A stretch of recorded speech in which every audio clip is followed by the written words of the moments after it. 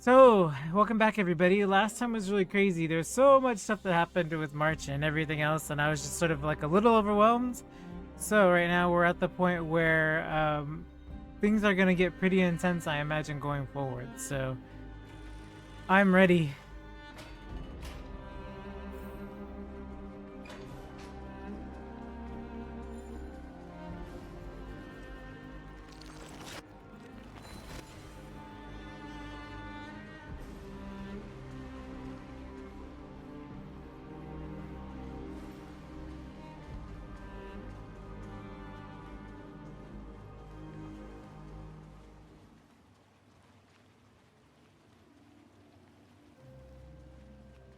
Wait, was this just her after image there? It wasn't like her herself? Look, Oh, the scenery Sarini. of the past has resurfaced. Oh boy.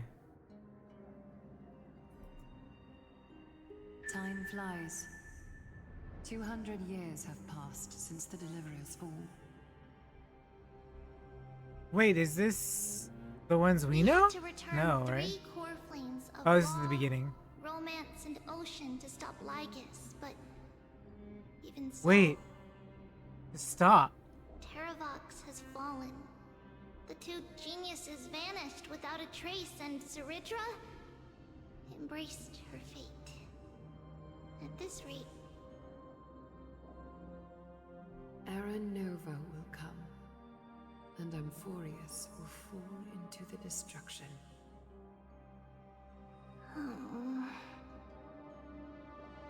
it seems the key to rewriting the end once again lies in the core flame of world bearing.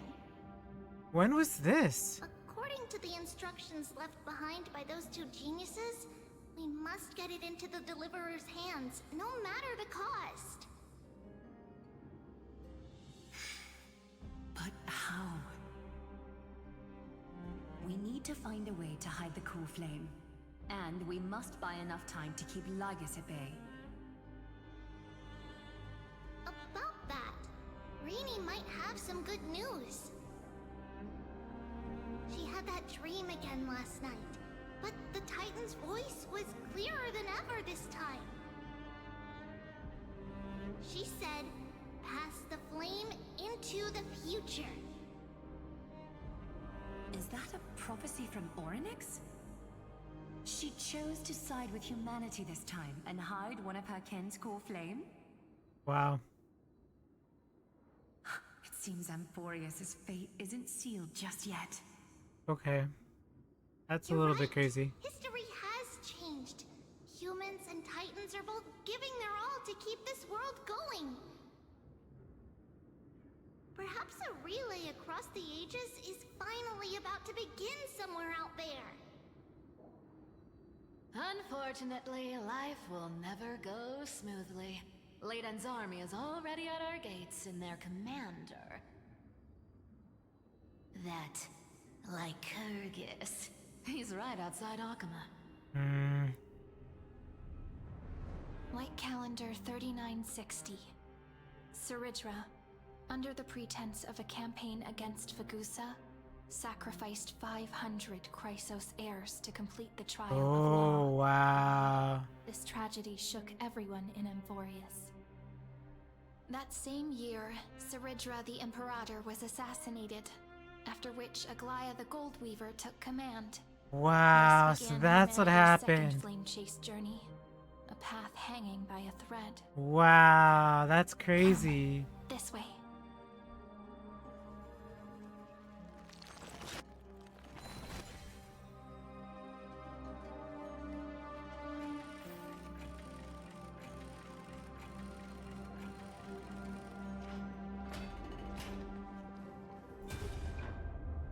The eternal holy city?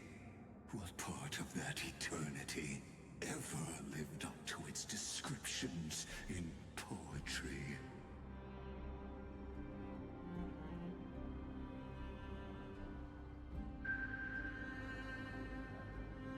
The Memorial Palace lies in ruins. Countless mortals have perished because of your stubborn resistance. What choice is there? What other choice is there but to resist? The cost of refusal. Now, answer my question again. Where is Kefali's core flame? Was this during the time? This is during the time that passed, right? The time passed while we were away? Wow. You really think you'll find it by razing the holy city to the ground? From what I see, all you'll get is dust and disappointment. Dang.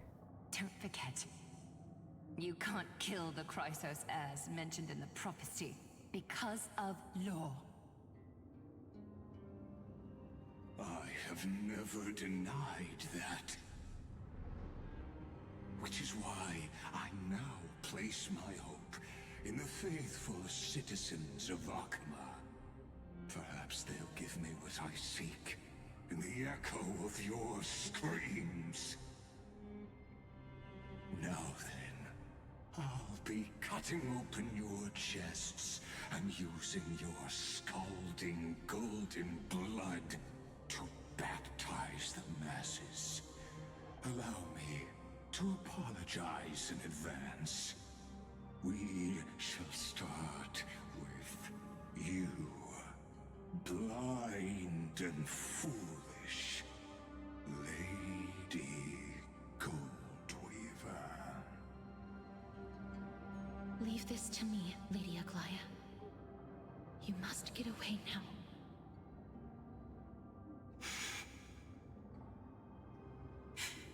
No, Holy Maiden.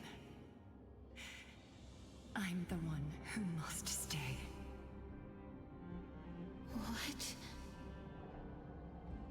His conspiracy won't succeed. Because romance is ready to make good on their promise to weave an indestructible armor for Amphoreus. Its name is Solidarity. You must escape with your life and carry word of my death to those still fighting, then keep going with them. Just as the Imperator lit the torch of resistance with her death, my passing will make this flame everlasting. Wow. Take good care of it, guide it to the future, and place it into the hands of our deliverer. 50 years later, Lygus led his forces again to Akama. He charged directly into the Holy City and razed the Marmorial Palace. History would name this battle the Third Siege of Akama. 90,000 brave souls gave their lives for Akama that day, including their fearless leader, Aglaya. Go forth, deliverer.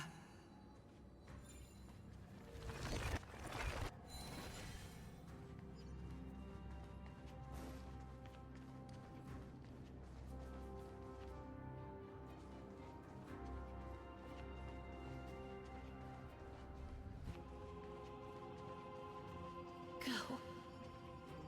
When the frost melts and the snows give way, the flowers will bloom again. You'll find me there.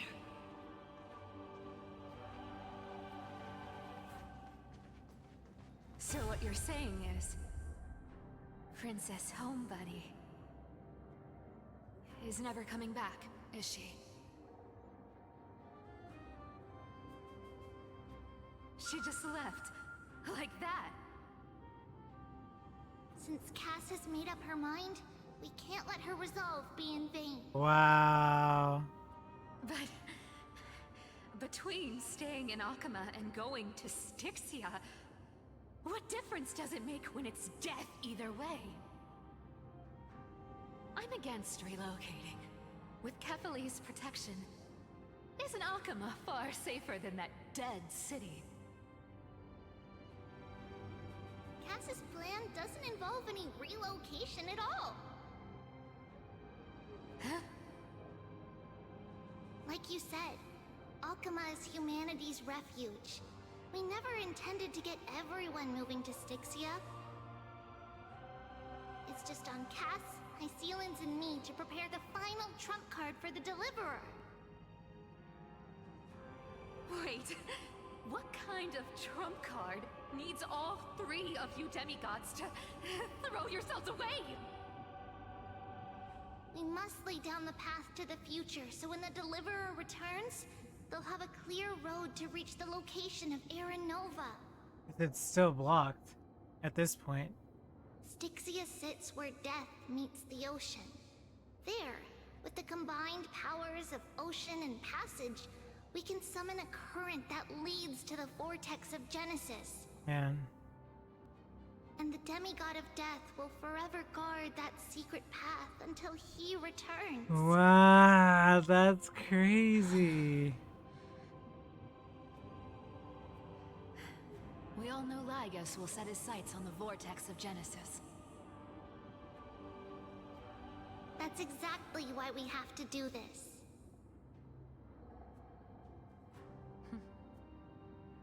Guess I underestimated Idonia's Maiden of War.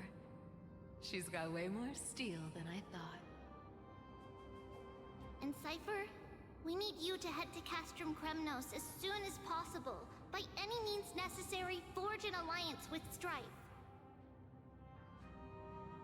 The prophesized Crown Prince has already been born. He shall become the new defender of Akama, protecting this land after we leave. You don't need to worry about that. I just came back from Castrum Kremnos. Only a step ahead of the news. Treeby, something's flying towards Akama, and it's really fast. Ah! What is it? It's a spear! It's the Kremnoans. Their king's already here. With the protection of the demigods Trebios and Cyphera, Akama endured wave after wave of warfare, though just barely. Castorus chose Styxia as the last resort, and completed the trial of death, causing the stagnant waters in the River of Souls to recede. Soon after, Trebios departed on a long journey. That same year, the Kremnoan king Euripon, along with his son, Prince Midamos, joined the Alliance to safeguard the Holy City in the Battle of Deliverance. Wait, what? His parents didn't? Whoa, that's different. Okay. It makes you appreciate that you went through the initial cycles to go through this. See you tomorrow. Because it really, you can connect all the dots throughout history of where these sequence of events have changed based off of what you experienced in the previous patches. So this, I feel, is a payoff for the storytelling. This world even one more second, and so be it.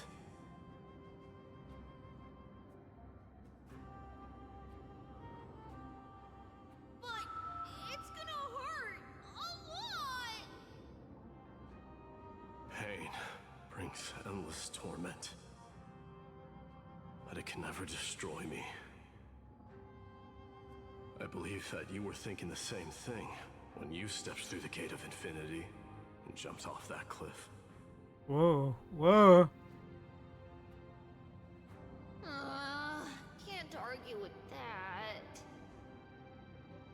In the current situation, this is the only path Akama has left. Just do as I say. Split my soul into 5 pieces. Forge me an immortal vessel.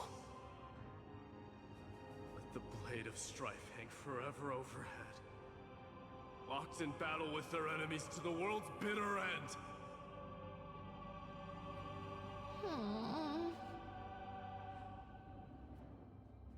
There's no need to be sad, Lady Trebios.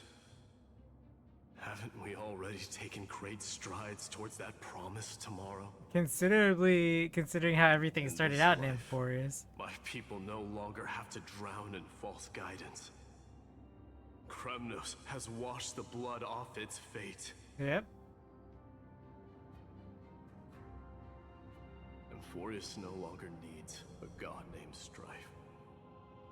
So let me shatter the former laws and turn the Lance of Fury back into a weapon that protects the world. We understand. By the way, can you do me another favor? The 7 sages from Grove of Epiphany are already en route. They'll arrive in waves to join the resistance in a couple of days. Among them is a scholar named Anaxagoras. He has extraordinary insight and fears no sacrifice. This soul-rending ceremony wasn't just my decision. It was his counsel. His wisdom will surely be the backbone of Amphoreus' survival. So crazy to see them Watch change over him. everything that they've done. Carry on this everlasting flame for me. What's even crazier is they're individually acting Through alone now. Anaxagoras' ritual, Yeah. the demigod of strife split his soul into 5.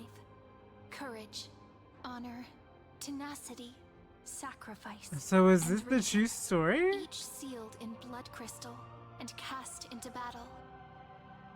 The people held a 10-day funeral to mourn their fallen god king. And through his sacrifice, humanity was granted 200 years of peace. Wow.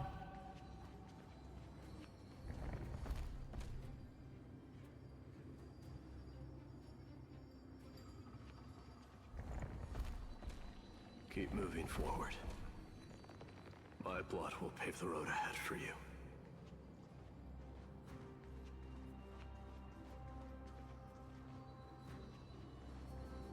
Keep moving forward, little Gray. See you tomorrow.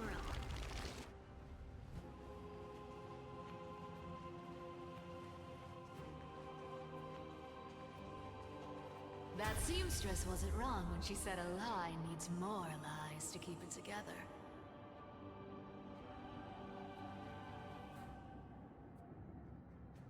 Reason and trickery.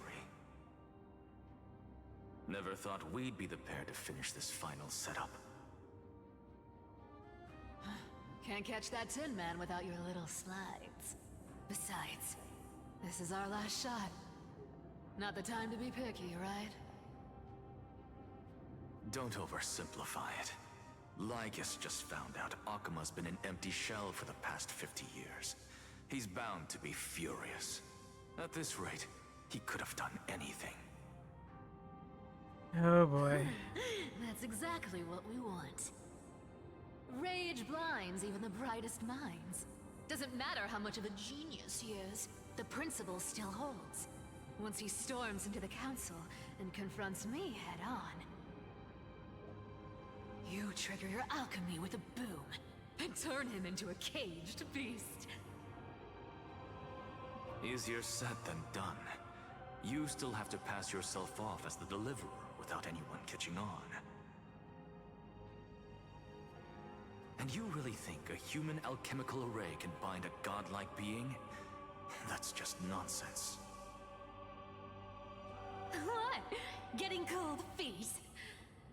Or you just don't believe in the almighty worth of the demigod of trickery?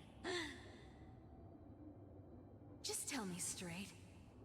Can you do it or not?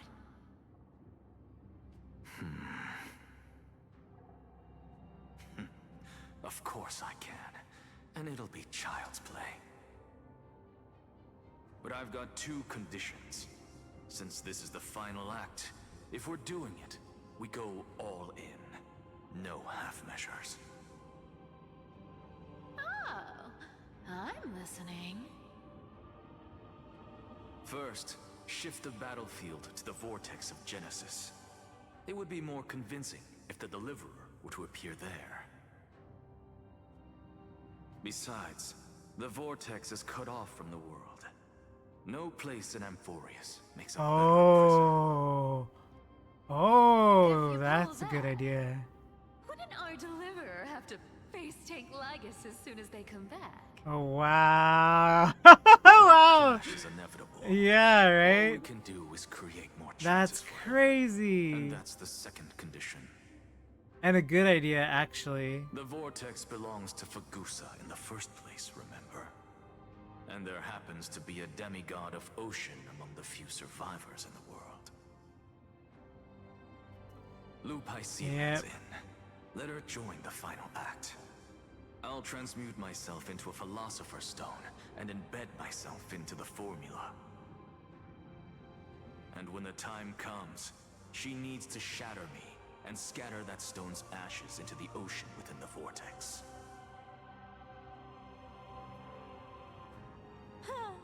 I guess people weren't wrong when they said you're insane, Grove Boy. I've got no idea how to outwit a reclusive genius.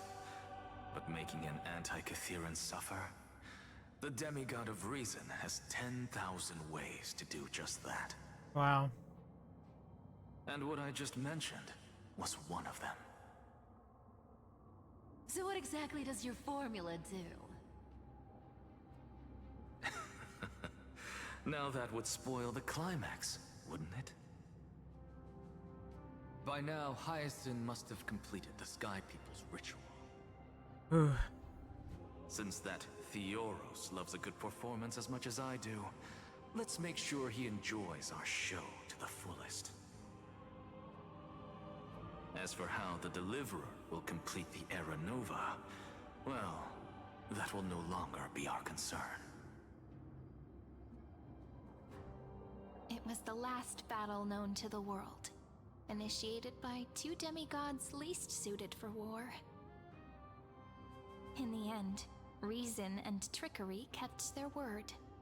At the cost of their lives, they sealed Lygus within the vortex of Genesis, where he remains to this day. Wild. Wild, wild, wild. Go forth.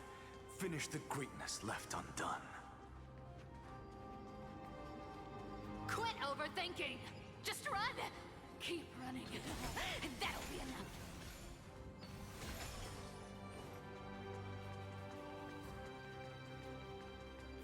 Kyrie? It's dead quiet here.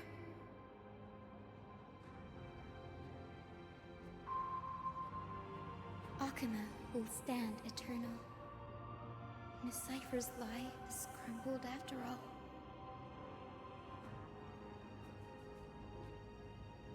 But it's all right, because all of us have fulfilled our purpose by now. When the Deliverer returns, no matter where he is, sky will turn clear, and a rainbow bridge will rise, carrying him to the final battleground. Cyrie, this arduous relay is finally nearing its end.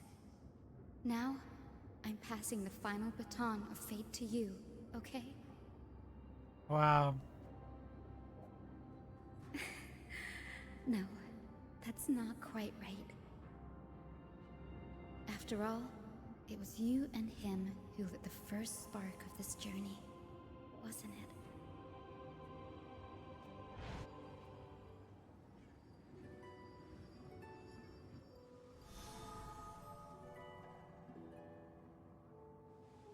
I'll tell you the story of this 1,000-year journey. That way, it won't just be my memories alone.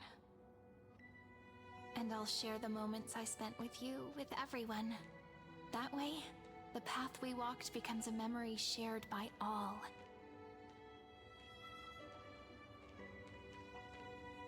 People will know that there's nothing left to chase. Amphoreus has already welcomed the dawn foretold in prophecy. Just like I said, this won't be harder than the last time, right?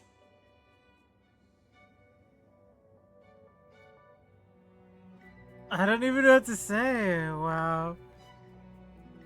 I won't let everyone's faith in me go to waste.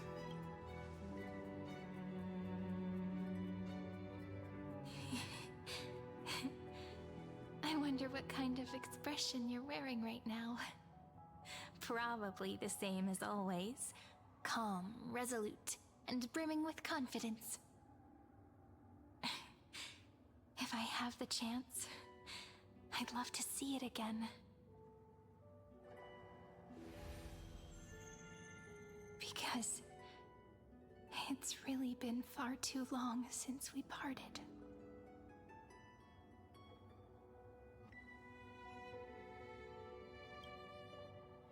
Sarini, even you. Someone as sharp as you must have realized by now that this isn't reality, but a maze of time. As the last link in the relay, I will return to the Temple of the Three Fates, tell Orynyx all of our stories, and bottle every page we've written into the little flask of memories. And then, may it set sail in peace, drift down the river of time along with the core flame of world-bearing, reach your side, and lead you back to Amphoreus. Just like the first time we met, right?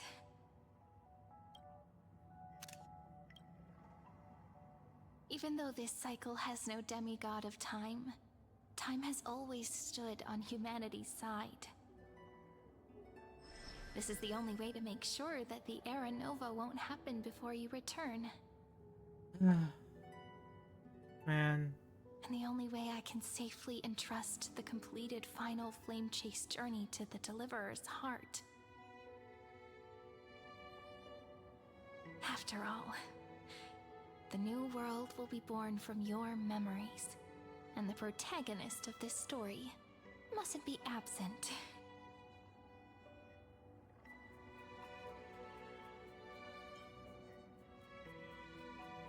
I will take all of you to the new world.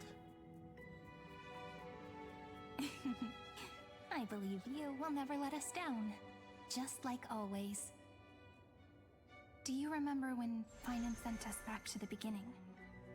When you and I got separated?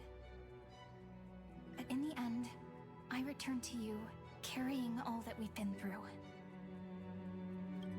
Ugh, it's so much. It's so sad. That's what memory is. It may wear down and fade in the river of time, but it never truly leaves. When that hidden corner of the heart is stirred, the past returns even more beautiful than before. So don't worry. Let the 33,550,337th Flame Chase journey become part of you too. I've gotten a lot better at it with the experience from the last time. Next, you will head to Styxia and find the Vortex's entrance guarded by the demigod of Ocean before charging toward the final battlefield.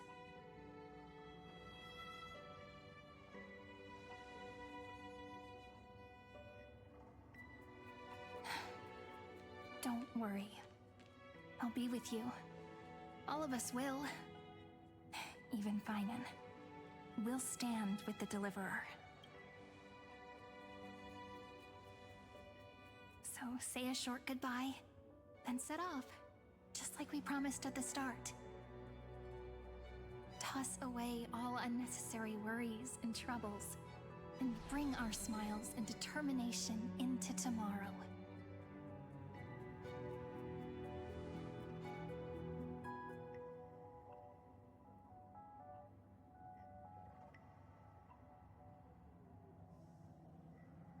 The last baton.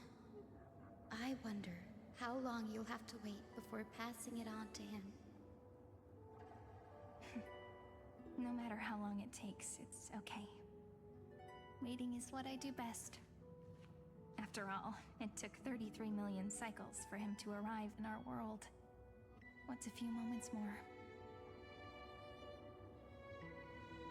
It's just it's everything that I thought I expected it to be. I don't know, I feel like something more, and so it's just a little surprising to me, honestly. That it's exceeded my expectations, because I thought, oh, it's turned a recurrence, it's been done tons of times.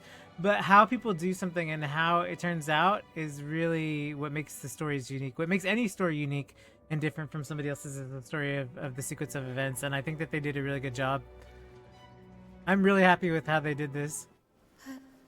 Sairi, what if you wait and wait, but that hero never arrives? That won't happen. Because I know that no matter how long it takes, he'll definitely return to this place. We can't let him down.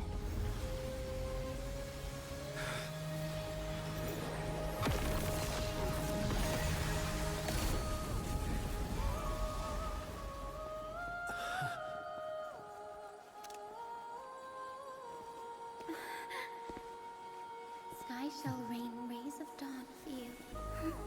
May romance be with you on your journey. And reason grant you enlightenment. Let strife bestow you with inspiration. Trickery ensure your success. Allow death to protect your soul. And at last, let passage point the way forward. While time will remember the Trailblazer's journey.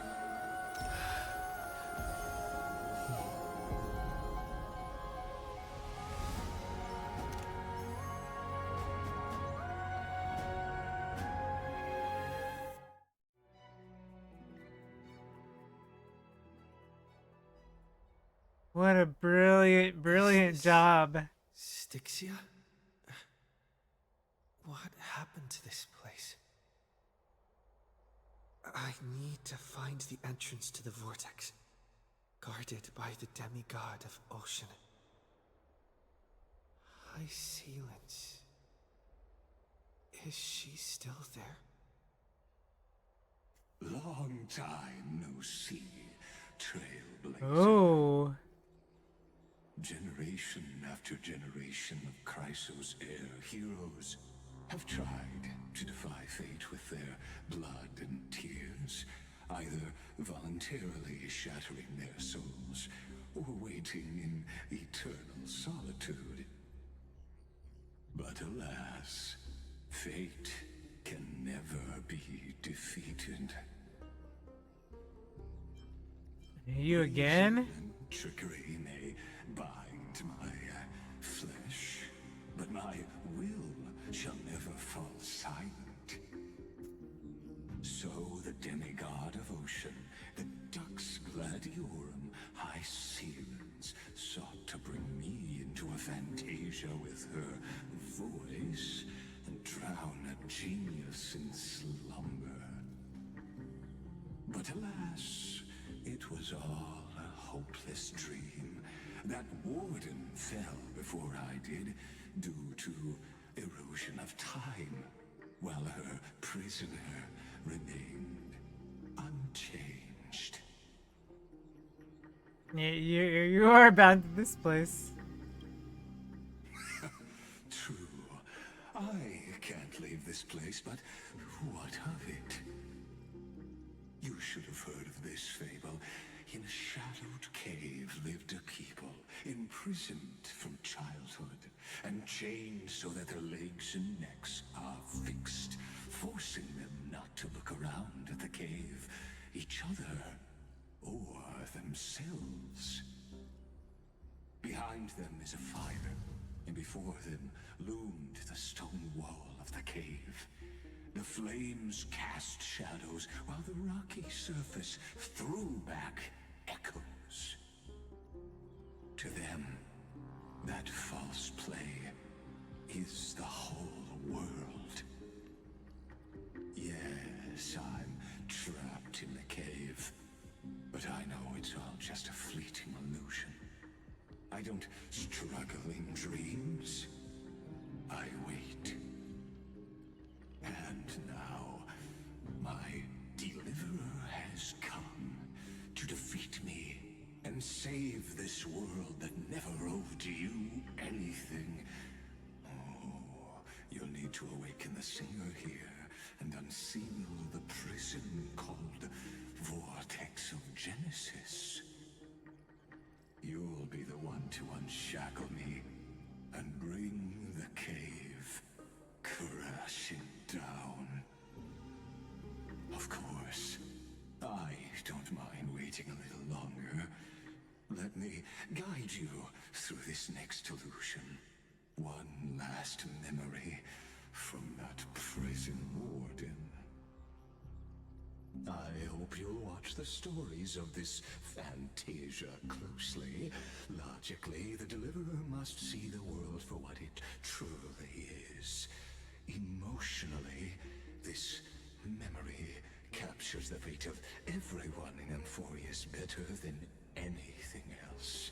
Only by feeling it for yourself can you understand my point of view, the meaning of destruction.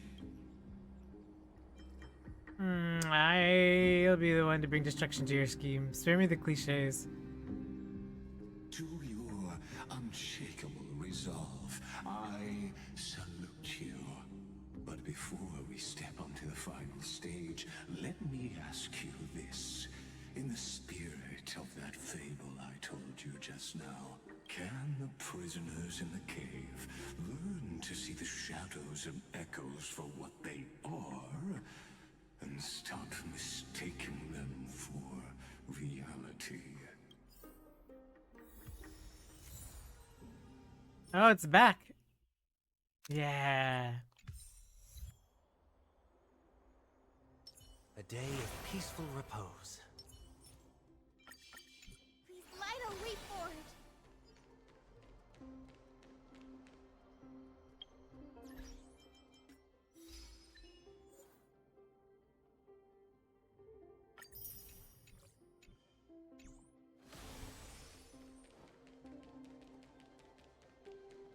Look, the fire projects the face from her memories.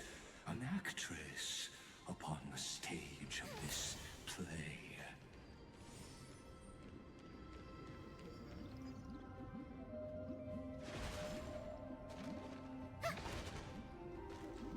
The dark tides flood the sea, and our kingdom teeters on the edge. Fear not. Our queen has gone to the borderlands. She'll quell this calamity herself. This is the scene when the Chrysos heir of Ocean was born. She was once of a Titankin race named Sea Sirens.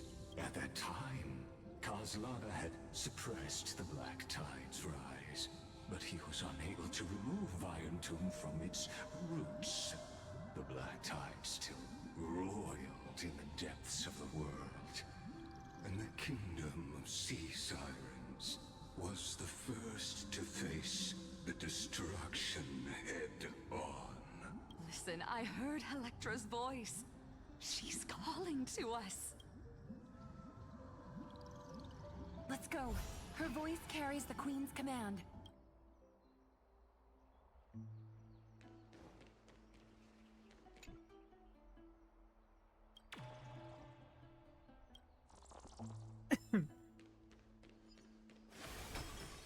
To keep the Black Tide from threatening the ocean, the queen gave her all, body and soul. Born of the queen's chalice, she bore the deepest blessings and inherited supreme divine power.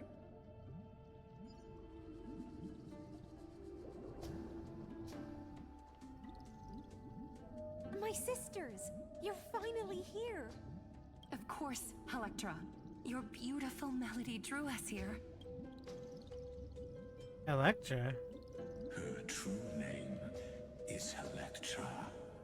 This is a reflection of her former self, clinging to the past with aching defiance.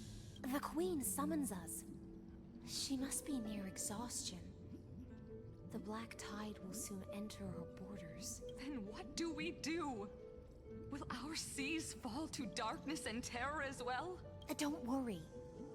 We shall lift the chalice in her stead to catch the Black Tide, and stand together to safeguard our realm and its people.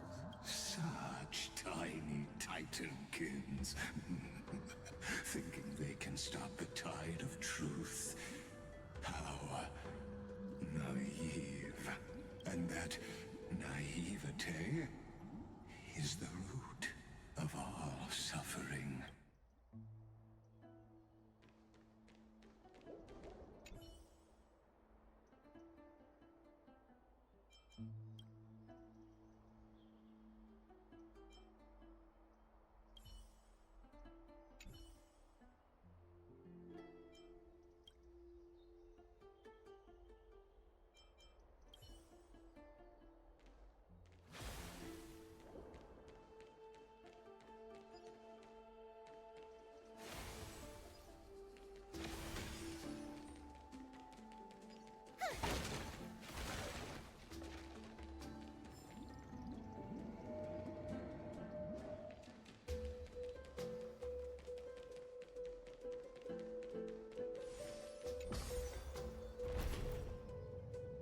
Queen's palace lies just ahead. Even her once graceful form is now tainted and drowned in dirty mire.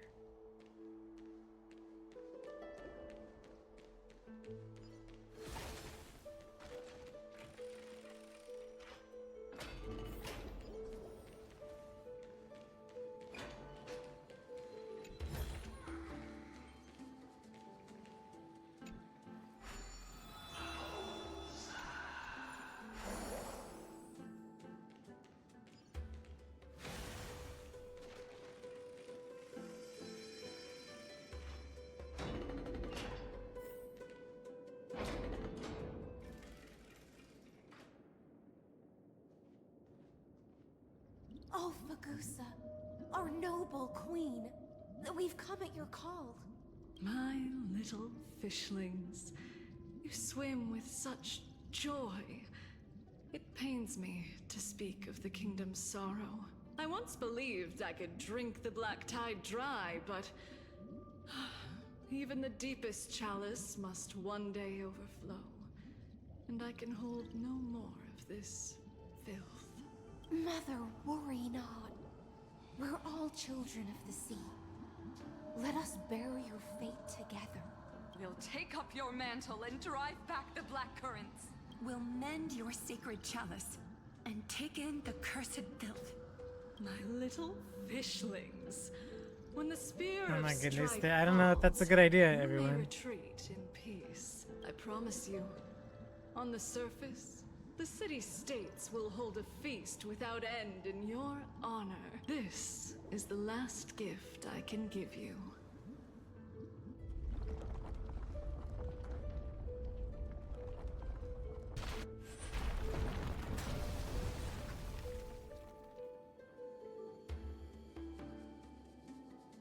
Fagusa sank into the abyss with the chalice shattered.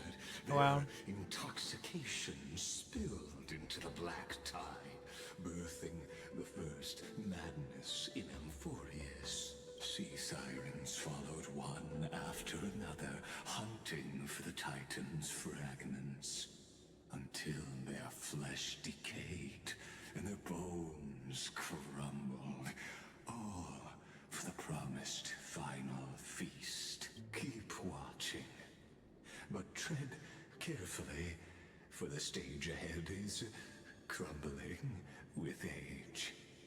Just like her shattered fate. Eee, that's horrible.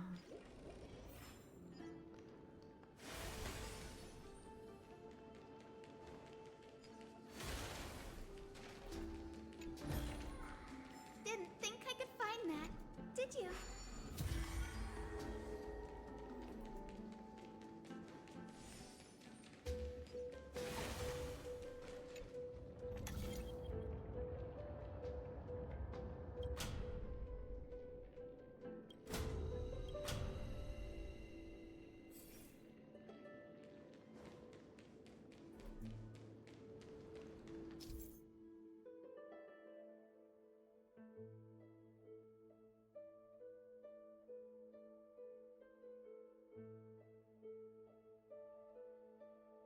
The Chrono Vessel's temporal ritual tool crafted by Ornyx's priests of various sizes and styles, breaking Chrono Vessel pause time in the area around it. Facing the broken vessel, rewinding the vessel fixes it, allowing time to flow again. Okay.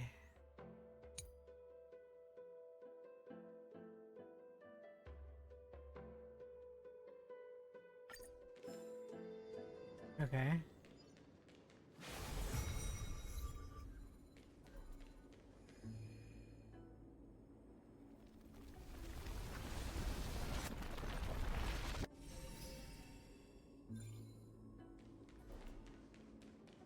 Your wisdom far surpasses even the bounds of reason's model.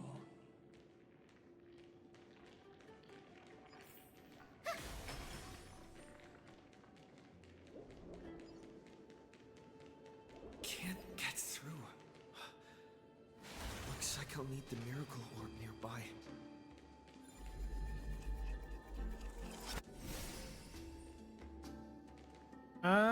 I don't know if I should be chasing this thing, because all this is just like a spear that you chase down for treasure. But I guess if it goes along the path that we're already headed, it's fine, I guess. Yeah, it's already going down anyway.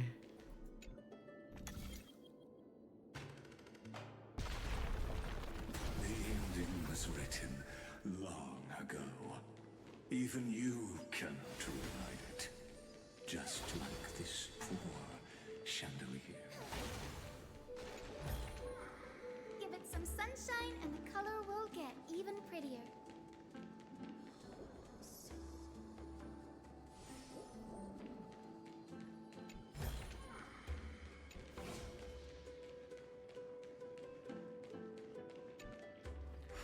Electra!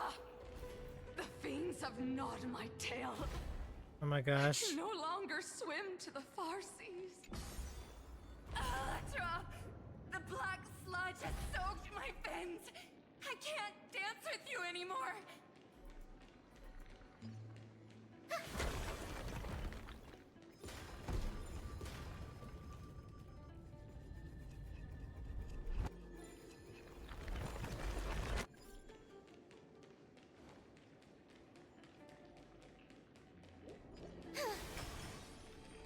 Yeah.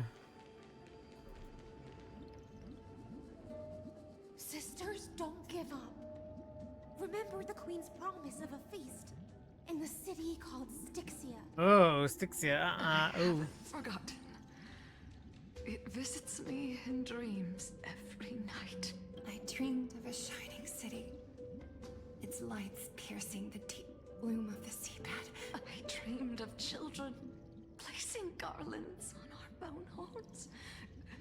And poets praising the sea sirens for shielding the world. But it didn't happen. What a shame. We can go no further. Please, sing to the humans for us. Sing of the deep sea's legend in our place. Ouch.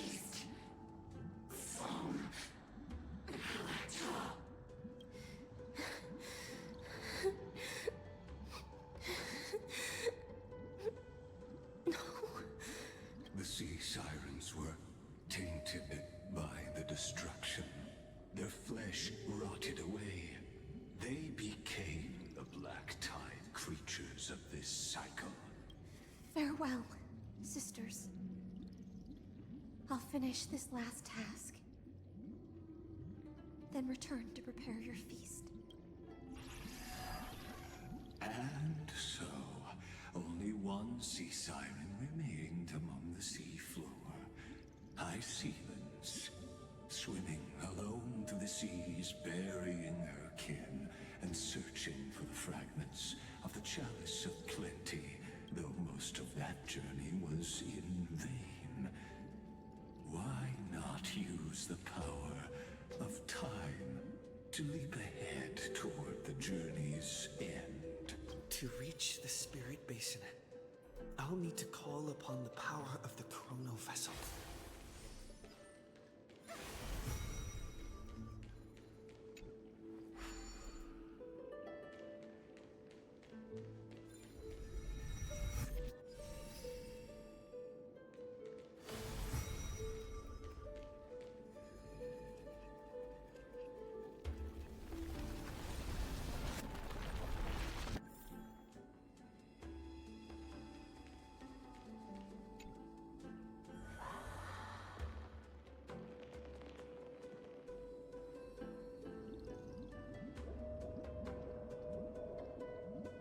At last, the Chalice of Plenty is whole again. The Lance of Fury emerges from the River of Souls, and the gods reclaim their duty to hold back the Black Tide. I am freed from endless toil, and now walk toward the rites at Styxia. I bore my sister's dreams upon my back. Whoa. Took on a graceful human form, and hoped to find a grand celebration on the shore. But they wouldn't celebrate. They had no idea the black tide was even coming. My fins became legs. My scales became skin. And the sea foam on my body became a shimmering gown. But when I stepped onto land, there were no festivals with honey brew, nor poets plucking harps. Only silent death, drifting gently along the river of souls.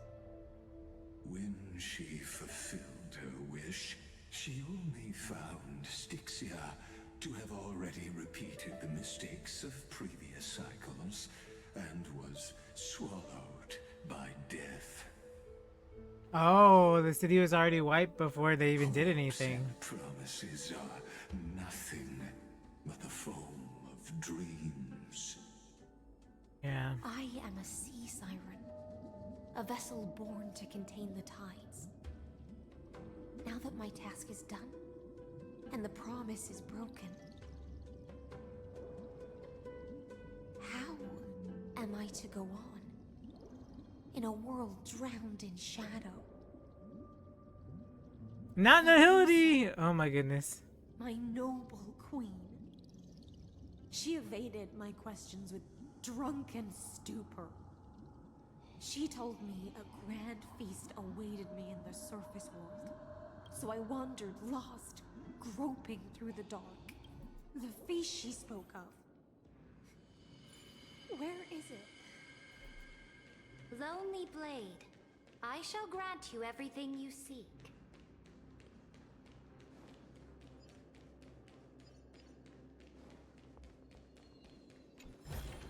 Don't listen to Ceredra. Find that, did you?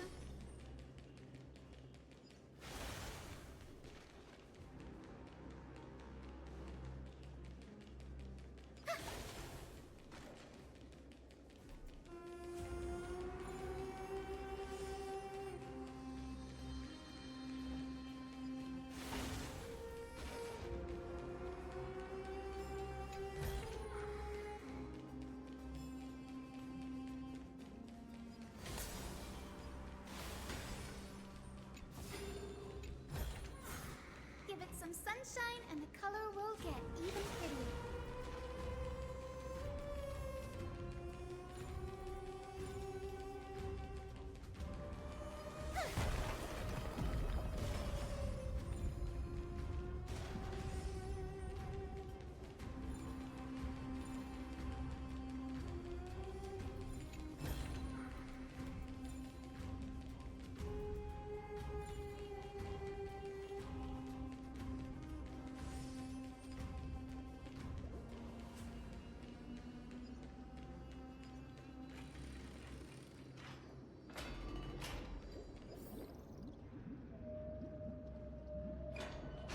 After wandering the surface for ages, the lost sea siren met her future conspirator.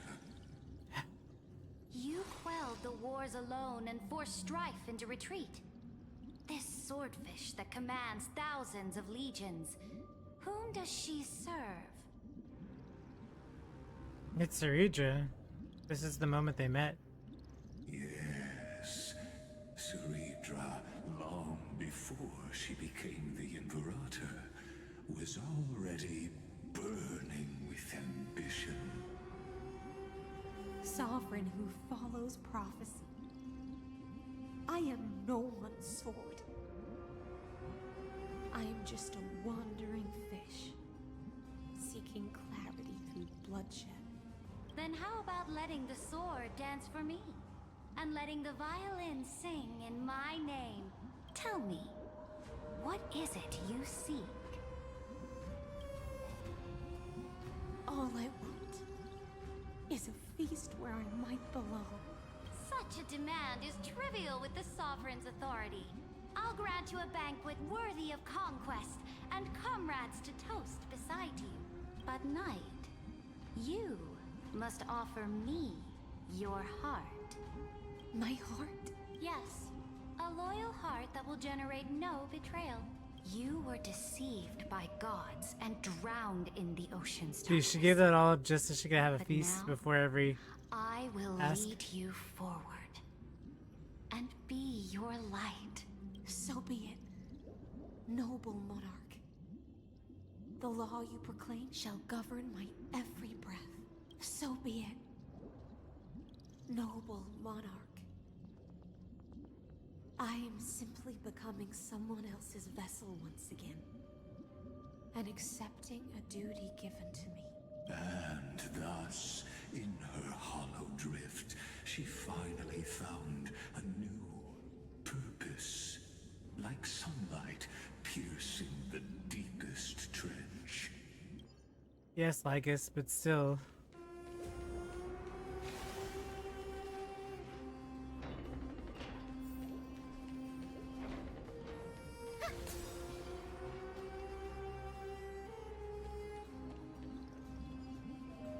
Noble monarch, I've cleansed the foulness from the road as you commanded.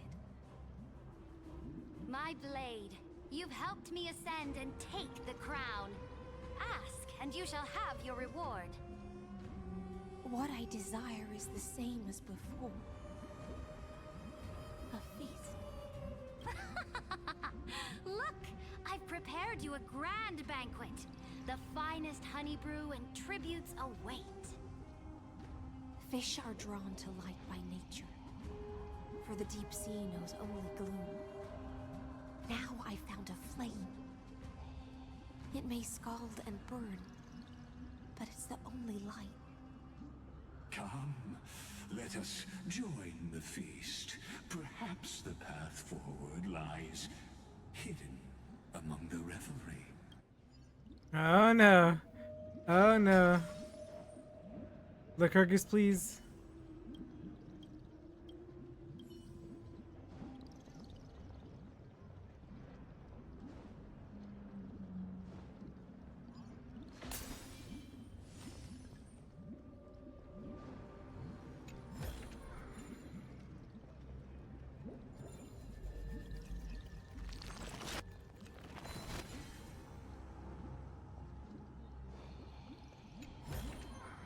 Give it some sunshine and the color will get even prettier.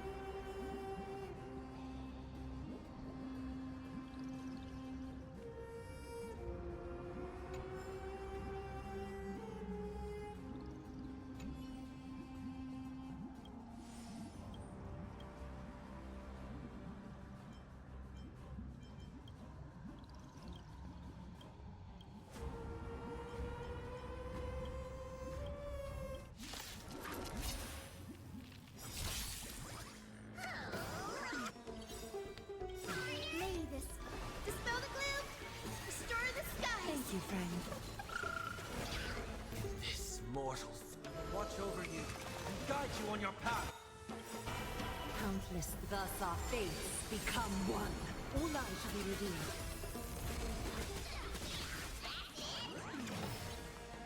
Resonate all together. Have some sunshine. So fragile, like a wisp of silk. I'll overcome the thorns. Torment and doubt, farewell. All lives shall be redeemed.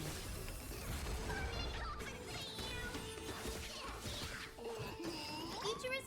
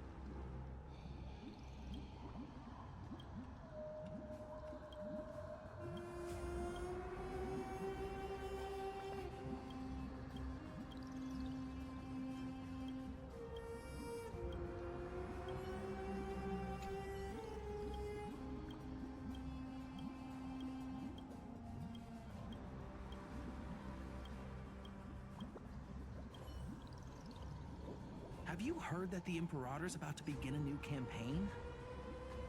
Her glory will no longer be bound by the borders of Amphoreus.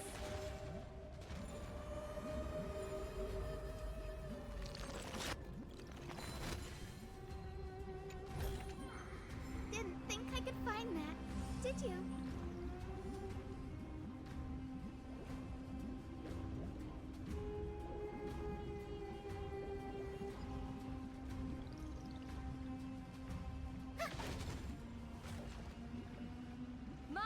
faithful subjects, tonight's feast is not just for the past. It's a toast to the future! Born from our golden blood is an unstoppable She only kept being king for like Emperor or whatever for like a year, right? Great Maybe a couple monarch. years. I've heard the universe teems with great threats. Can we truly remain invincible? Fear not. Before the troops of the destruction, such rabble is no more than cosmic dust. Surely there's a planet draped in oceans out there in the stars. Once I claim it, it shall be yours to rule.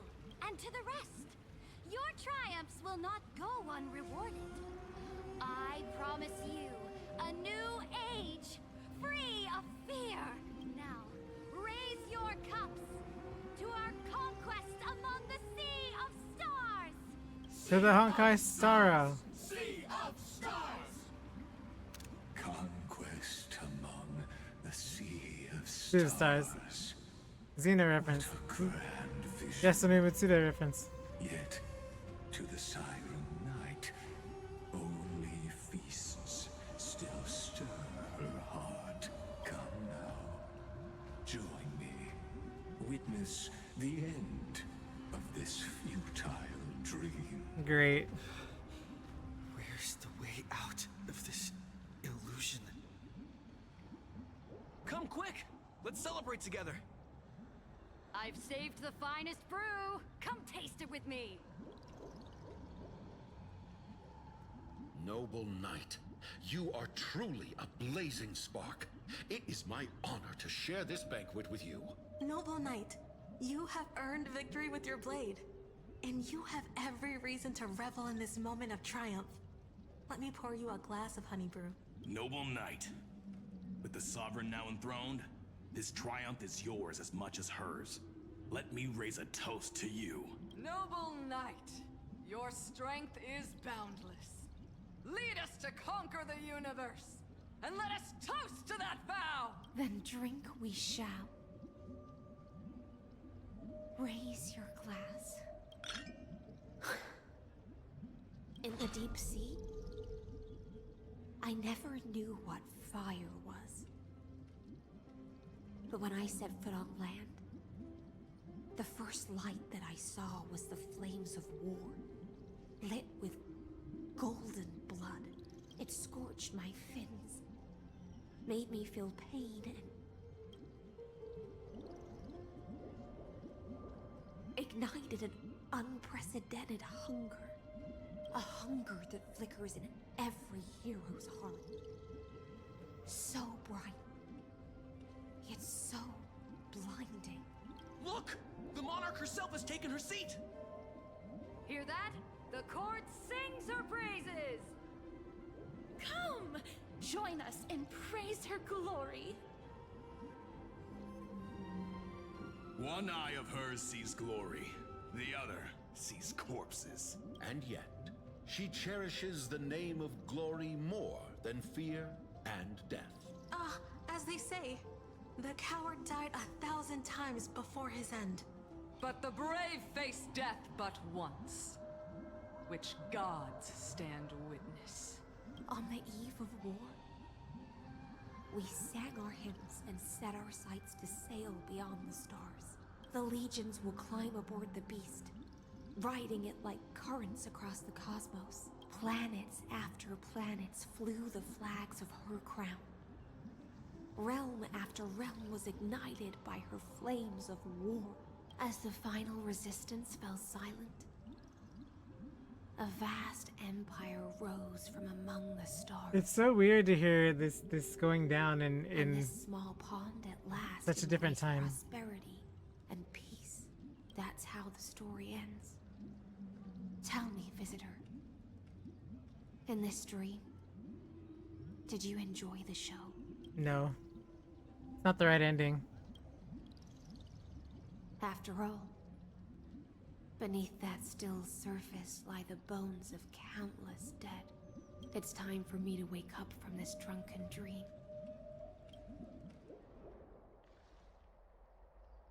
Oh.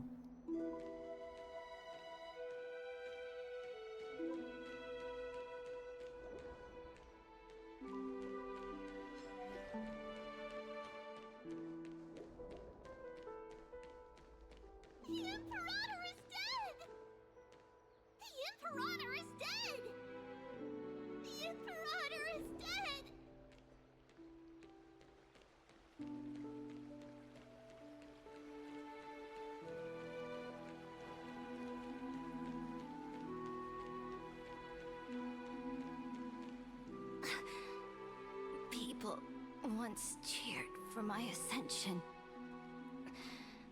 And now, they cheer for my fall. The cosmos. The battlefield. That I cannot reach.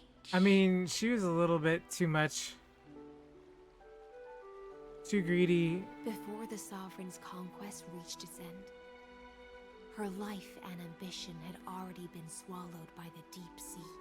This is the true ending. Her grand designs torn apart by the blade. Her regal robes soaked in golden blood.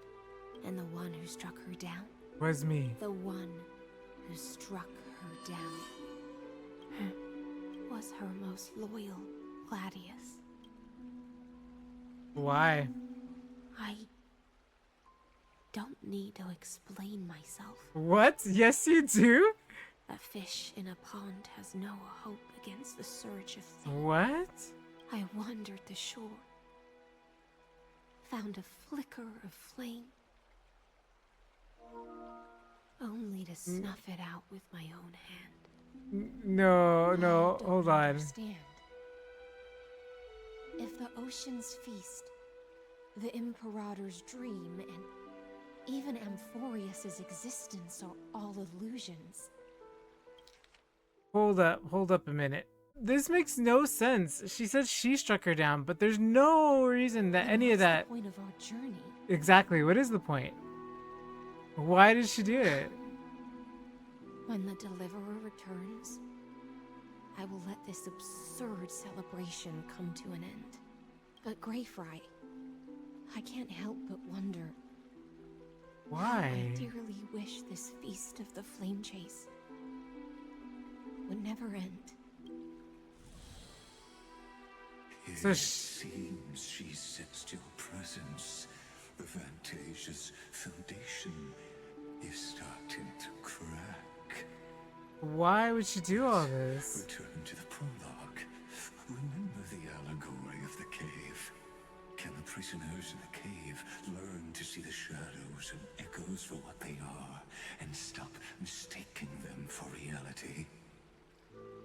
As you've seen, when she cast off her chains, finally turned to look around, and moved her legs, her reward was nothing but searing pain. But she caused that herself, did she not? Behind her, for the fire behind her had never once actually touched her eyes. Her legs will buckle beneath her, for she had never learned to walk forward. Because she blindly followed Ceridra? So she fell into infinite confusion and fear, and came to firmly believe that the shadows and echoes were the real world. But we in the cosmos, are we truly any wiser than she was? Now, nameless one, fateless one, ask yourself this: the paths you tread, the eons you worship, everything you've trailblazed with your own hands, could it all be someone else's? I mean, yeah, obviously that's what we're trying to find out, right? So, like, obviously we know the answer to that. Let's leave that question till after the curtain falls. He tries to act like this is so much bigger, but we already know it's so much bigger. Truth and reached the prison built for me by the demigods. I'll speak with you. I, the Theoros, have walked the 13 million histories born by Kaslana. 1,000 years is a mere atom in a grain of sand to me. Amphoreus, compared to the cosmos, is but that grain upon a whole beach. Yeah, well... I soar to bring an end to the erudition. Would I really let a single grain grind down my Yeah. I mean, here's the thing. The thing is there are a couple of things in the story that I was like, eh, but I also really liked. Like, I like the details and the execution of it, but I don't like the thematic themes that I've seen done so much better in other games, like Eternal Recurrence. The dub was just done in Penacony. Penacony did so well on that. There's a couple of things that I'm like, the execution's good, but the backbone of it's a little shaken.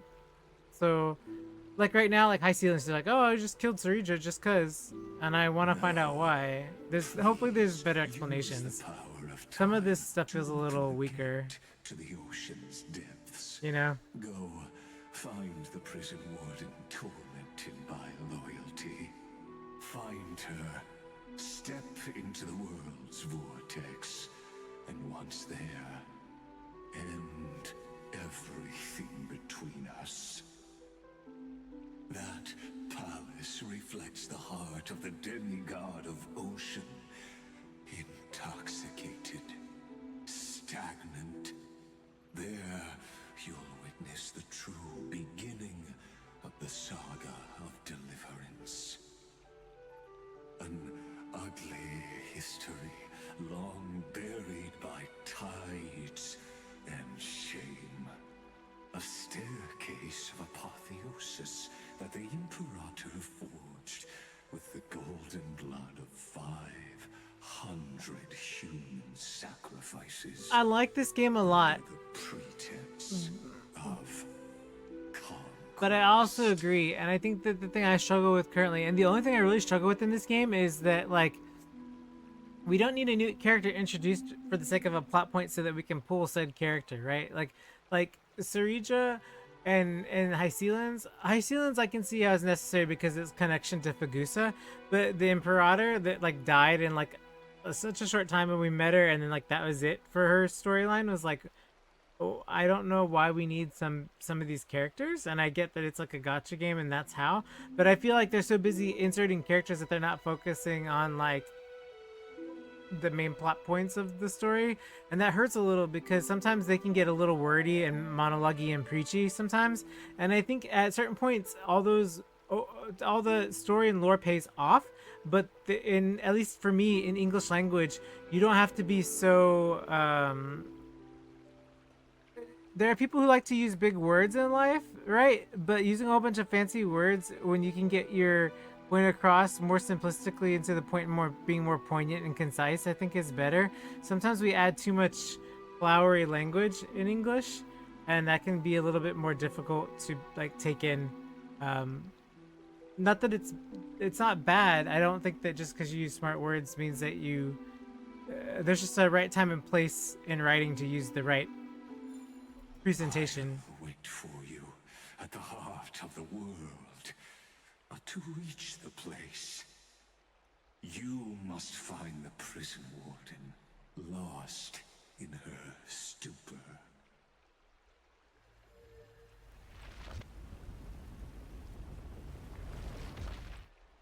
Beyond this door lies the path to the vortex of Genesis.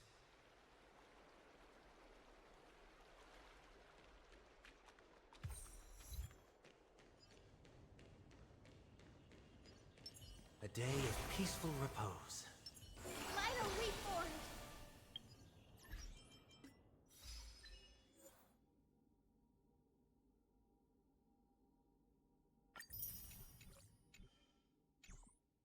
Okay.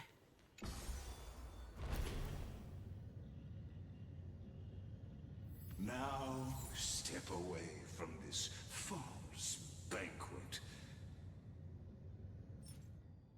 Yeah, I've just, at least the last few patches of HSR, there's a lot of extra dialogue that I find myself just like get to your point. And it's not because I don't enjoy lore or excess. I'm like a huge, as you guys know, I'm a huge lore freak, and I think a lot of the times, at least these last few years I've been streaming, we've totally done nothing but RPGs because it's been nothing but flooded stories and RPGs and writing and stuff. And there's so many different good ways to experience RPGs and writing, but I feel like there's some points where like you're not respecting the player's time and making certain things in plot pay off.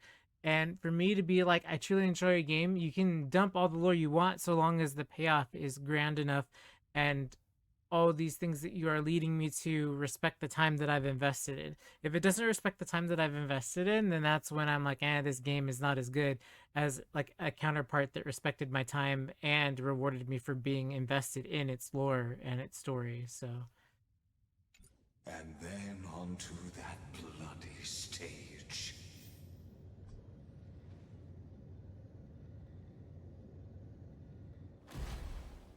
Because right now, when Lygus is like, okay, we're going to do this, then you get to the stage. We're going to do this, then you get to the stage, right? I feel like the fact that the enemy has to encourage me to get to that point, they're like, oh, just a little more, you're just almost there. Like, in a way, it feels like goading, which is appropriate, but also it feels like really unnecessary that you have to tell me to hang in there because you know that obviously I'm like, when are we going to get there? You know? And like her just saying this is like sort of bothering me. The palace that worshipped the ocean, the sanctuary connected to the vortex, was also once the battlefield of the first flame chase.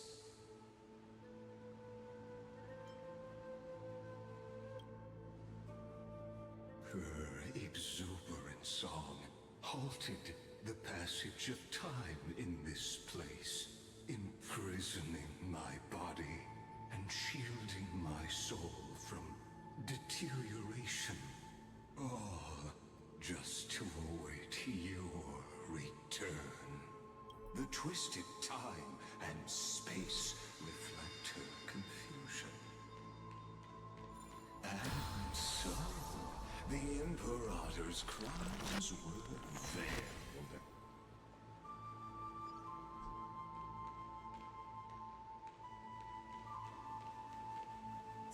Stay away from Apollonius. This cup of honey brew. What a sweet aroma.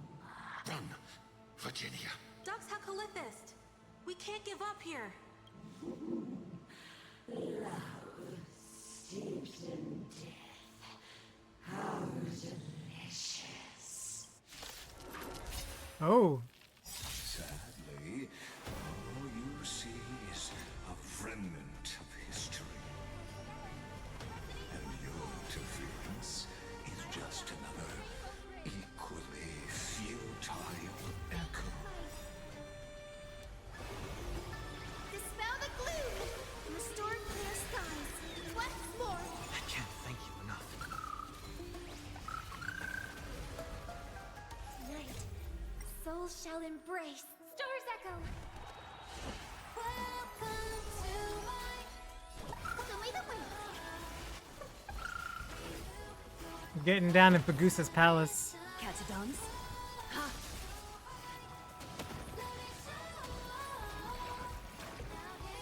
Have some sunshine! I can't thank you enough. May this dispel the gloom! Wow. Skies! Here you go. Let me shine. I'll overcome the thorns. A little honesty would do us good. Guide me! Show me the way! I can't thank you enough.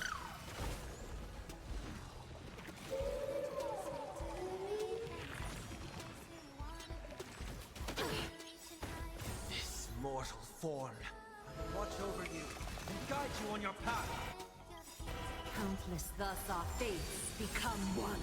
All lives will be revealed. The way is fraught with difficulties. Dispel the gloom! Restore the skies!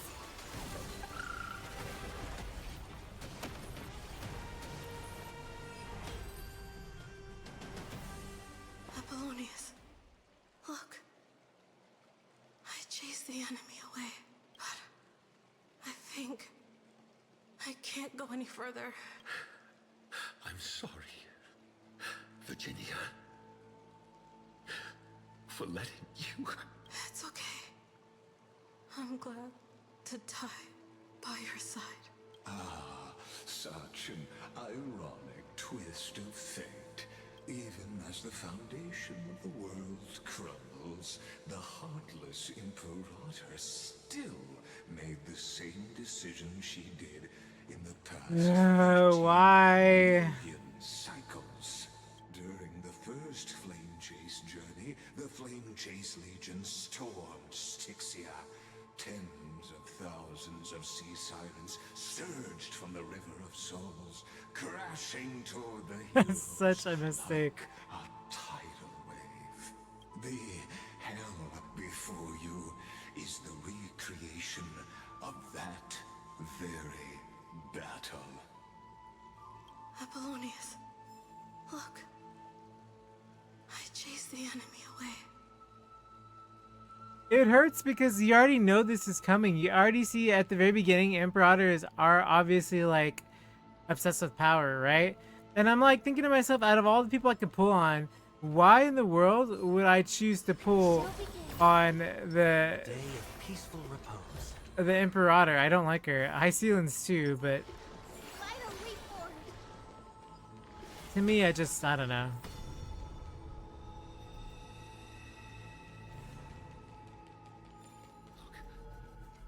It's the Deliverer!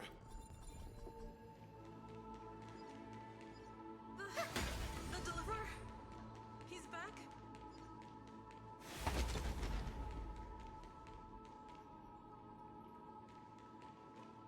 A painful past, yet hidden beneath a veil of joyful song. Ah, two discarded data clusters waiting for someone's return. It seems. Yeah, it's just like relive the it just feels like if they were gonna take us through this stuff, it would have been just like a better idea to like approach it from a different standpoint. Because right now I feel like we've just added characters in for the sake of adding them in, and I feel like that doesn't bring, at least to me, a satisfying ending. Like we could have cut this whole portion and ended with the find-in part, and we probably could have had them work their way into like, hey, they're coming to seal him. I don't know. It just feels a little more like a step too far. Yeah, like that's what I'm saying. Like I don't understand like what the purpose of their goal is to do that. It's a little weird choice of a weird choice. It was like, we need to make more money this cycle, let's put in a character or two type of situation. It's a little weird, honestly.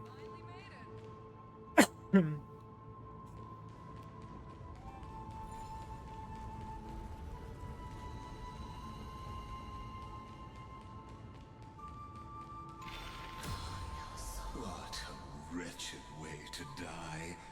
The Flame Chase army, devoured by warbling fish. Look, the cruel Imperator and her Knight Commander, the pitiful Warden. What a perfectly matched duo of test subjects. Their hands drip with blood. Golden blood. Raise the bridge and cross the river of fate. This path of the prisoner is far from over. Imperator. Imperator. Yeah, it's wild. It's wild that this is what they chose to go with. I mean, I get it at the same time, but I feel like it's just not strong enough. Like, there isn't enough for me to be like, oh yeah, you know?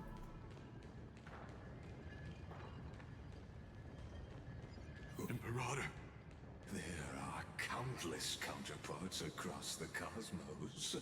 Most of their stories end in tragedy.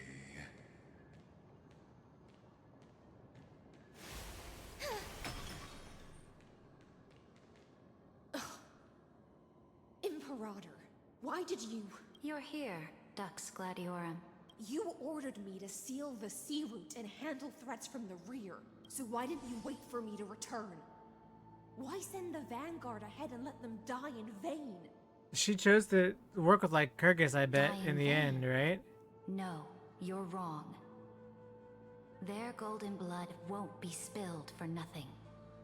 The other dukes have paved the road for me to become the god of law. Oh, I see. The trial of law? You never spoke of this to anyone. What is...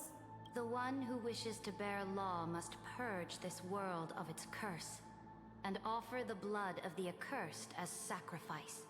Yeah, so she basically went crazy. I pondered long on what Talantin meant by blood of the accursed. Then, I found the answer. You, I, and every Chrysos heir summoned by the prophecy. Why would you do that? That makes no sense. Because even if she became... Okay, she's a Chrysos heir. Even if she became the next, like, powerful ruler of whatever, right? She would still be remaining. Dux Brumalis, Dux Helcalithist. This is why this doesn't make sense. Because she would take on Talantin's power, and then she would still be an accursed one. By her definition, she would still be a Chrysos heir, and she would still be one of those things that they have to say you purge. So if you purge everything, you yourself, in and of yourself being a Chrysos heir, logic dictates that you would also be one of those that you are meant to remove as well, right? Like it's like a paradoxical type answer. I mean, I guess it makes sense in the terms of like the whole history of this planet has been paradoxical and has been like, you know, chicken and egg, and has been eternal recurrence. Like it makes sense, but it's like because of your cold-blooded right. schemes. Was their loyalty meaningless to you? Losses are I don't know. constant on the flame chase journey, among which even life itself holds little value. If a subject marches to war without that conviction, then yes, as you said, shallow loyalty means nothing. And what about my loyalty, Ceridra? You sent me away under the pretense of guarding the rear. Was there any shred of humanity left in you? Because you still have a duty no one else can bear. Only you can uphold Fagusa's divine authority. The choice is yours now. Cast off the chains of loyalty. And that is why. And that's why she did it. Damn. Or wow. Stand with me and sever the ocean's last breath.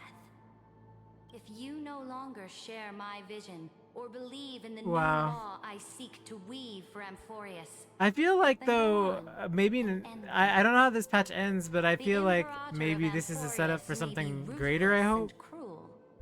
Like her demise ends up setting something else up in the future. Life itself holds little value. If not, know this.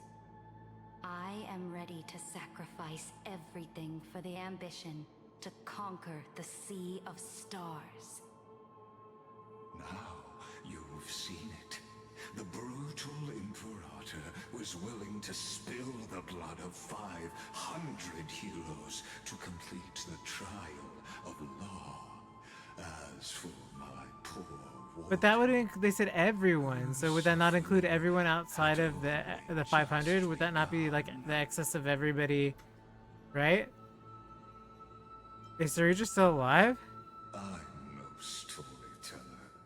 I have no duty nor interest in filling in the history you've missed. I just want you to witness the monstrous choice the Imperator made before the Chrysos heir turned their blades against me. Why are you showing me this? You think I'd falter because of this? They're nowhere near as bad as you. You've always had a flair for lightening the mood, haven't you? I gave up on using words to solve conflicts 2,000 years. When you talked to Finan and Finan was like, "You're gonna shut up and listen to my monologue." Don't squander a chance, not even a sliver of one. If there's even a crack in the walls of your conviction, I'll talk to you 33 million cycles and make you go crazy. is already assured. Talk so much. Now that the past is settled, let's turn the page and bring time back to the present. and dive deeper still, until we reach the very bottom of the abyss. What was he thinking this was gonna accomplish, really? That's really weird, but okay.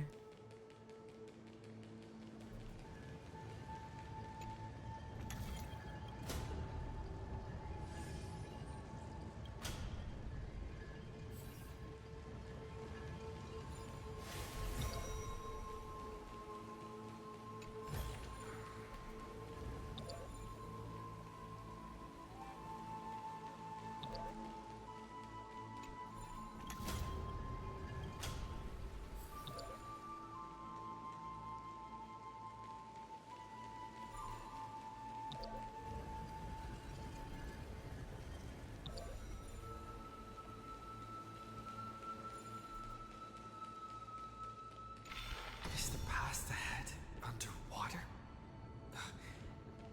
I need the Onyx Orb to bring back the chrono vessel from the past. I see.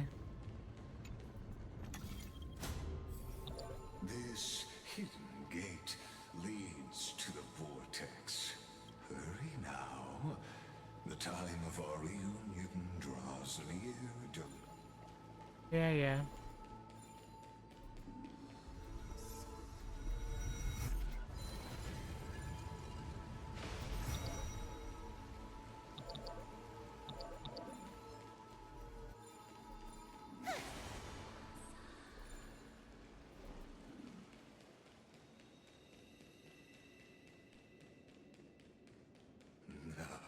This cruel journey will reach its end at long last.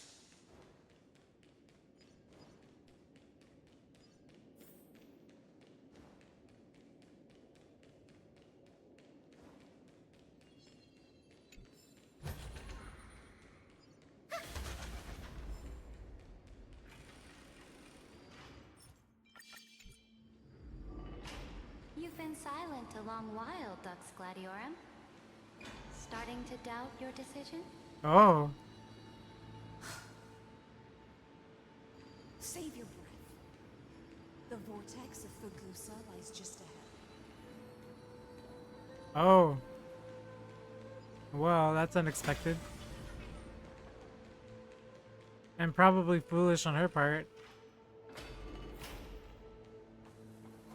Oh, is this what it really looks like? There's nothing left between us. Whoa. So you'll stop swimming toward the stars, Dux Gladiorum? I was always a creature of the sea. The stars in the sky were never meant for me. Wow.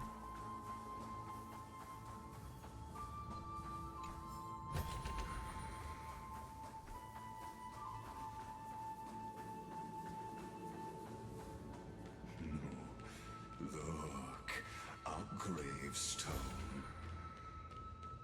But whose name does it bear? High ceilings. Damn. Seridra beat out High ceilings, didn't she? It was here that the prisoner, who thinks herself the prison warden, made her choice. Witness, listen, and awaken. Dux Gladiorum. I've lost count of how many times you've stood here over the past centuries. You talk too much for a prisoner like Kurgus. Two geniuses who defied law and all the Chrysos heirs who sacrificed themselves in this cycle, worked together to chip away my strength. But they, you, can never affect my will. And as long as my will remains intact, I am Don't get ahead of yourself. I still have ways to chain your divine soul. Please, do surprise me. But I'd say your mission is nearly done here, isn't it? Oh, it was here you gorged out the core flame of ocean from Fagusa's body. It was here you and that Imperator both completed apotheosis, becoming pillars of Amphoreus. And after that, you drove Oh, okay, she did do it. into her heart. What do you know? A loyal subject turned regicide. A demigod committing deicide. Or so the history books paint that tragedy. Oh, but if that's the truth... They're both not dead, are they? I don't know.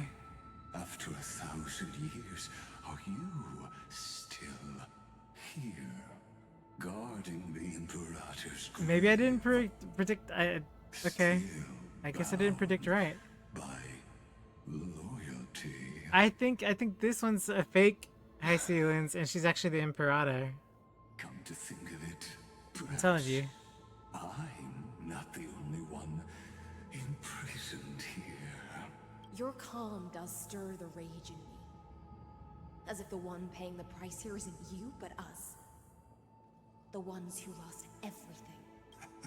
That's only because I've waited 13 million lifetimes for my vision to be realized. Countless millennia. Loneliness never once showed me its fatal side. In fact, for a prisoner of the cave, it's more like an old friend. One that helps me think. But you're different, Dux Gladiorum. Loneliness has crept from the silent depths, sinking its claws into your mind. Bit by bit, it's peeling you apart. Will you regress into one of those lost mad sirens?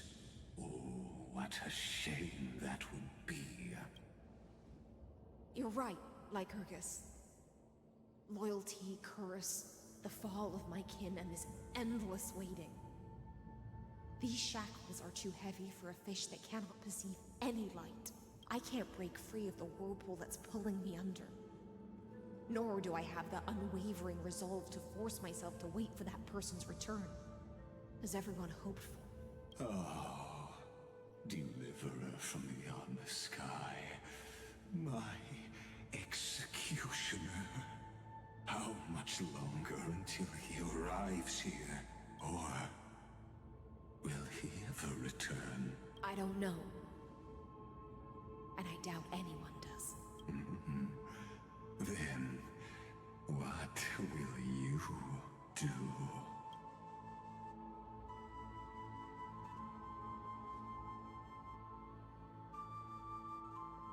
Ceredra. This will be the last time I carry out your decree. Ever since you took me under your banner and made me the Dux Gladiorum, my music has belonged to others. Time and time again, I use the siren's song to lure the unwary into illusions for your schemes and strategies. Now, let the siren Electra sing for herself. Let me step into an endless dream of my own making. Oh. Great ocean. I offer you the rest of my clarity and my freedom, in exchange for the strength to stand against the nihility and honor the sacrifices of the fallen heroes.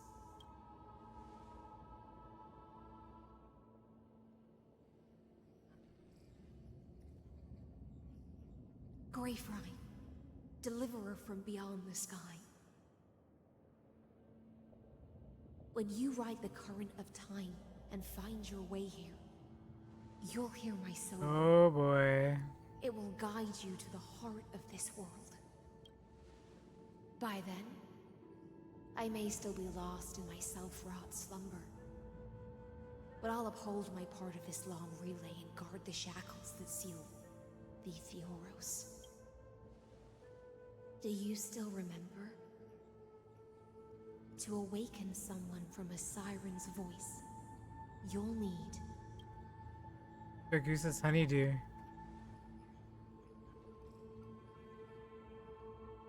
Which we've had for a while. May you still have it when the time comes. When you return, please pour that honey brew upon this grave. It holds the story of all our struggles and sacrifices. May you see it one day. The prelude Amphoreus wrote for your return, carried forward through a 1,000-year relay. When your morning ends, I'll likely wake from my dream as well. Then, follow the trail of echoes and find me.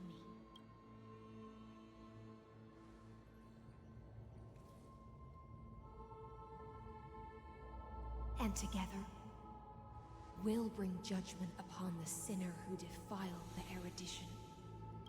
Ooh. Yow. At long last, 33,550,336 This guy. cycles and 4,931 years later. That's so crazy because you have to imagine. What about Himiko and Welt, right? Like I know Welt, like also from another place, but like Himiko, like everybody, all that time that's passed, right? Experience-wise, that's made like Dan Hung and March and Trailblazer have so much more experience. Jeez, that's crazy to think about. That like they're just so much more further along in time. They were no shadows. Oh, he's mad. He's mad. Everything they did shattered the darkness of this cave and unearthed yeah. the core flame of Trailblaze. And now, Oh with my that goodness. core flame, I'll light the dawn of Amphoreus.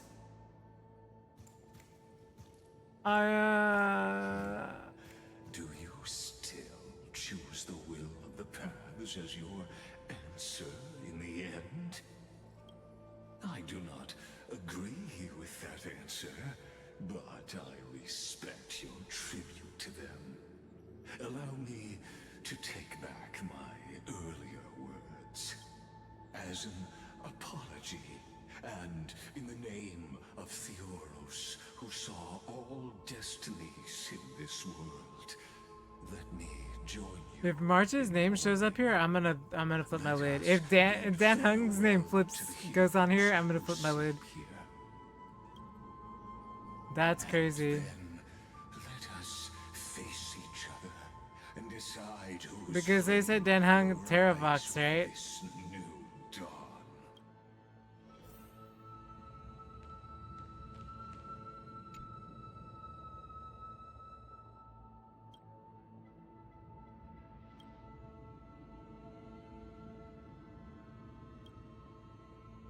Seneca, Virginia, Polonius.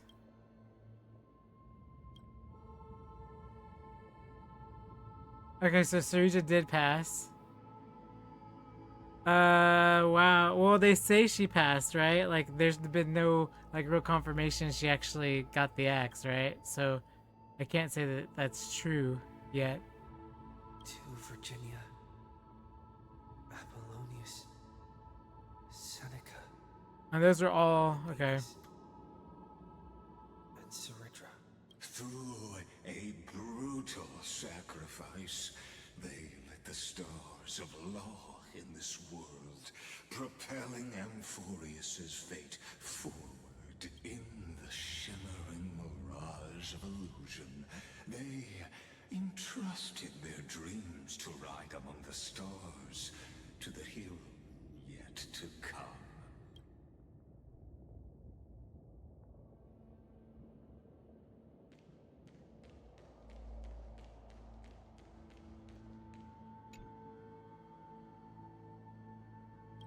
Ugh, we already know. See? Yeah, look! See?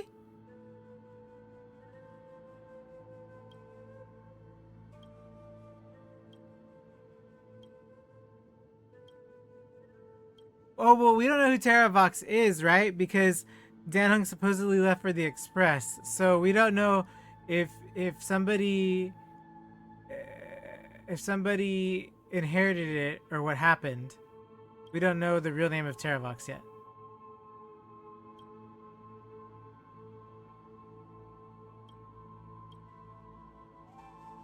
To Aglaya, Trebios, Mightymos, Castorus, Anaxagoras, Cyphera, Hyacinthia. In a relay spanning 1,000 years, they stood against enemies far beyond their strength, and won a bitter victory through what seemed like futile resistance. And in that same 30 million cycles, also marked by futility, they remained steadfast in fulfilling their duty to the experiment, unchanging, unwavering. Can we? Can I just, if he was physically next to me, you could just punch him. Allow me one Oh my gosh. final toast to the lost prison warden, a prisoner bound by loyalty.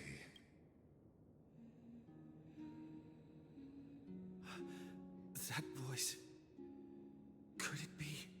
Bathed in the honeydew of Fagusa, she will awaken from her 1,000-year dream and sing the final song of her mission. High Sealants.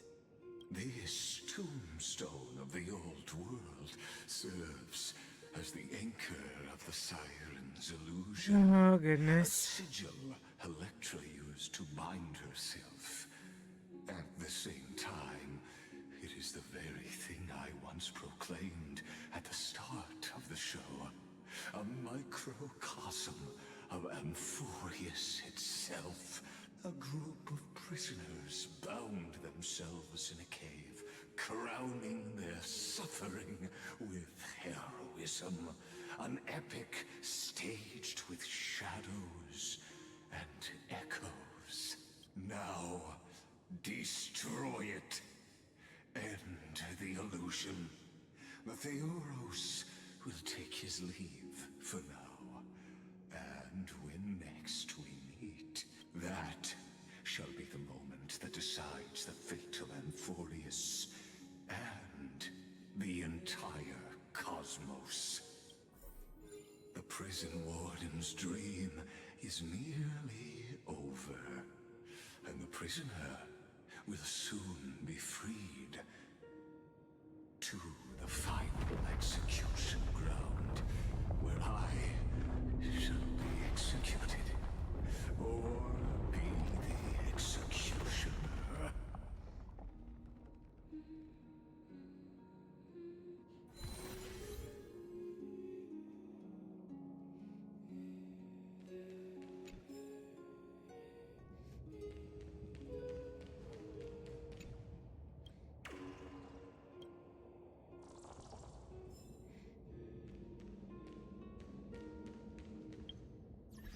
Okay, let's wrap this up. Oh my goodness.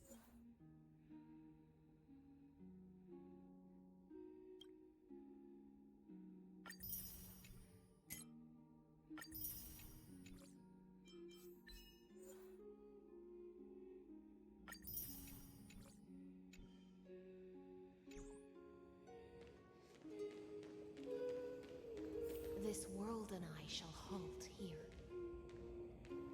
until we meet again.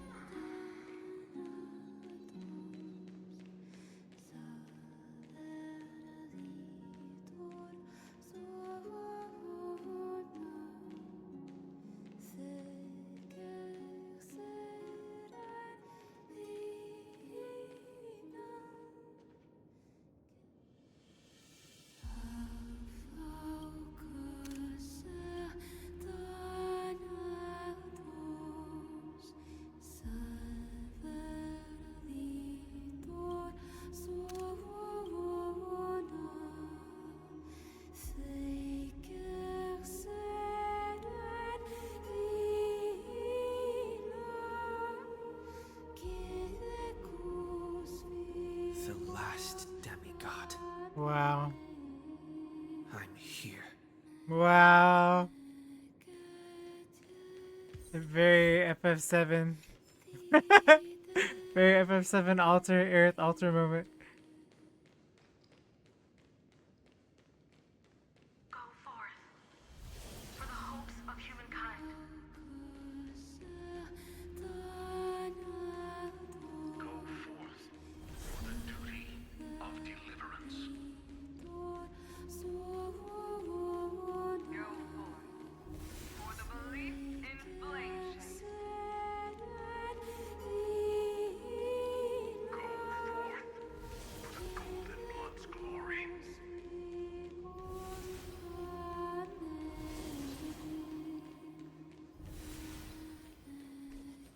Go forth.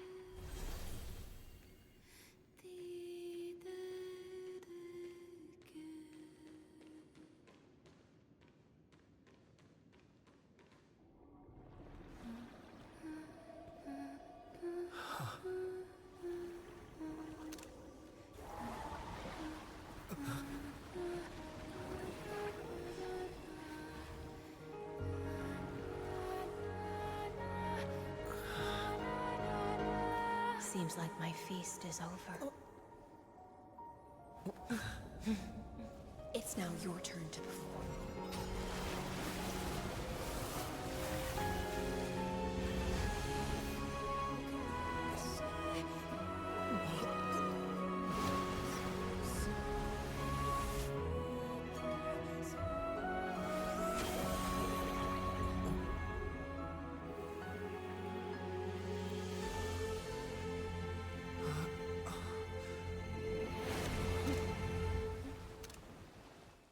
Wow, Kefali's core flame, the last one. Little Grey Fry, please accept my thanks. I was the only one left after the world was destroyed, and I maintained this lonesome feast with my songs. I have prayed to that lightless sea for centuries, hoping it would reply to me. Yet the emptiness never answered. Thankfully, you arrived as promised, and everyone's wait was not in vain.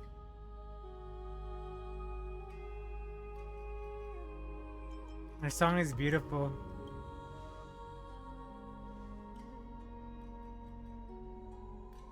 Thank you, final audience of mine. This is probably the last praise I'll ever hear in my life. Now, you and I will walk towards the end of this world.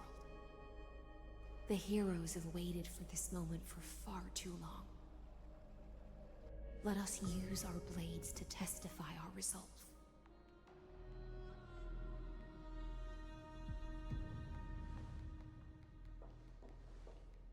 Oh, prisoner of the seas.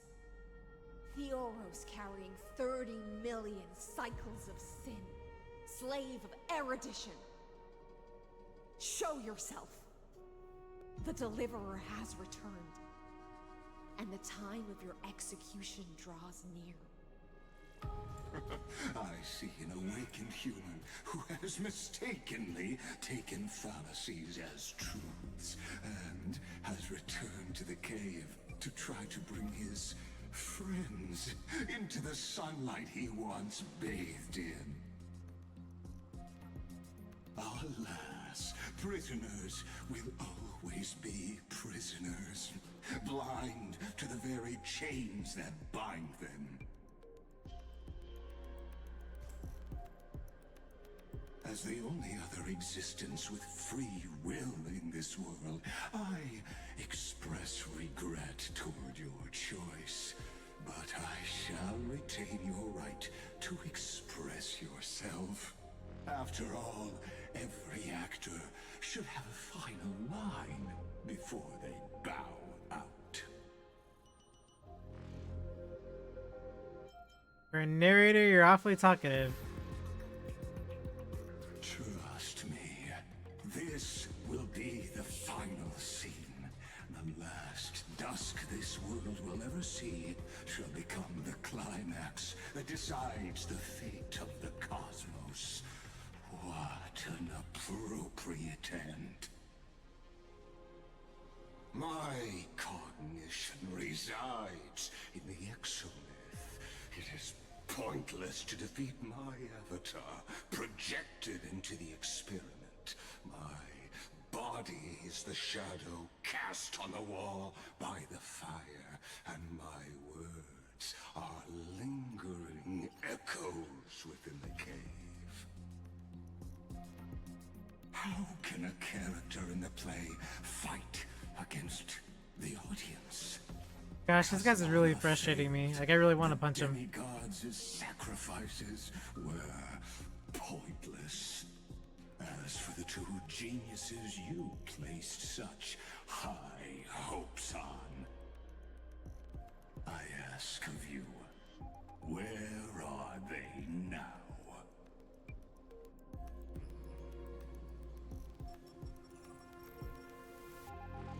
Confusion and epiphany always go hand in hand. That's particularly true for geniuses.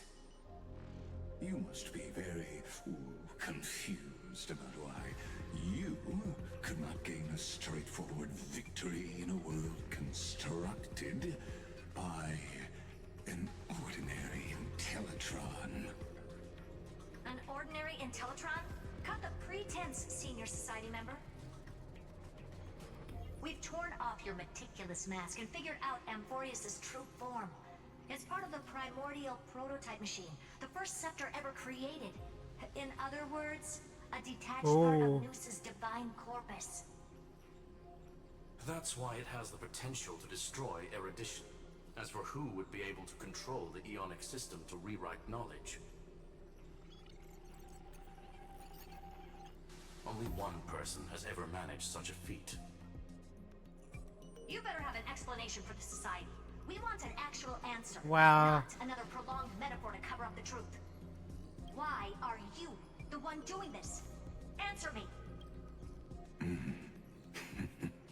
Since things have reached this point, I'll give you two irrational answer, purely as a courtesy to posterity. The answer is obvious, so there's no need to say that name out loud. The cosmos made a mistake in calling me a genius. I do not possess more wisdom than those who came after me. I was just the first to touch upon the universe's border, and the first to define the prime mover of life with incorrect logic. Amphoreus is a miniature of the cosmos, where all are born prisoners inside the nutshell called the universe.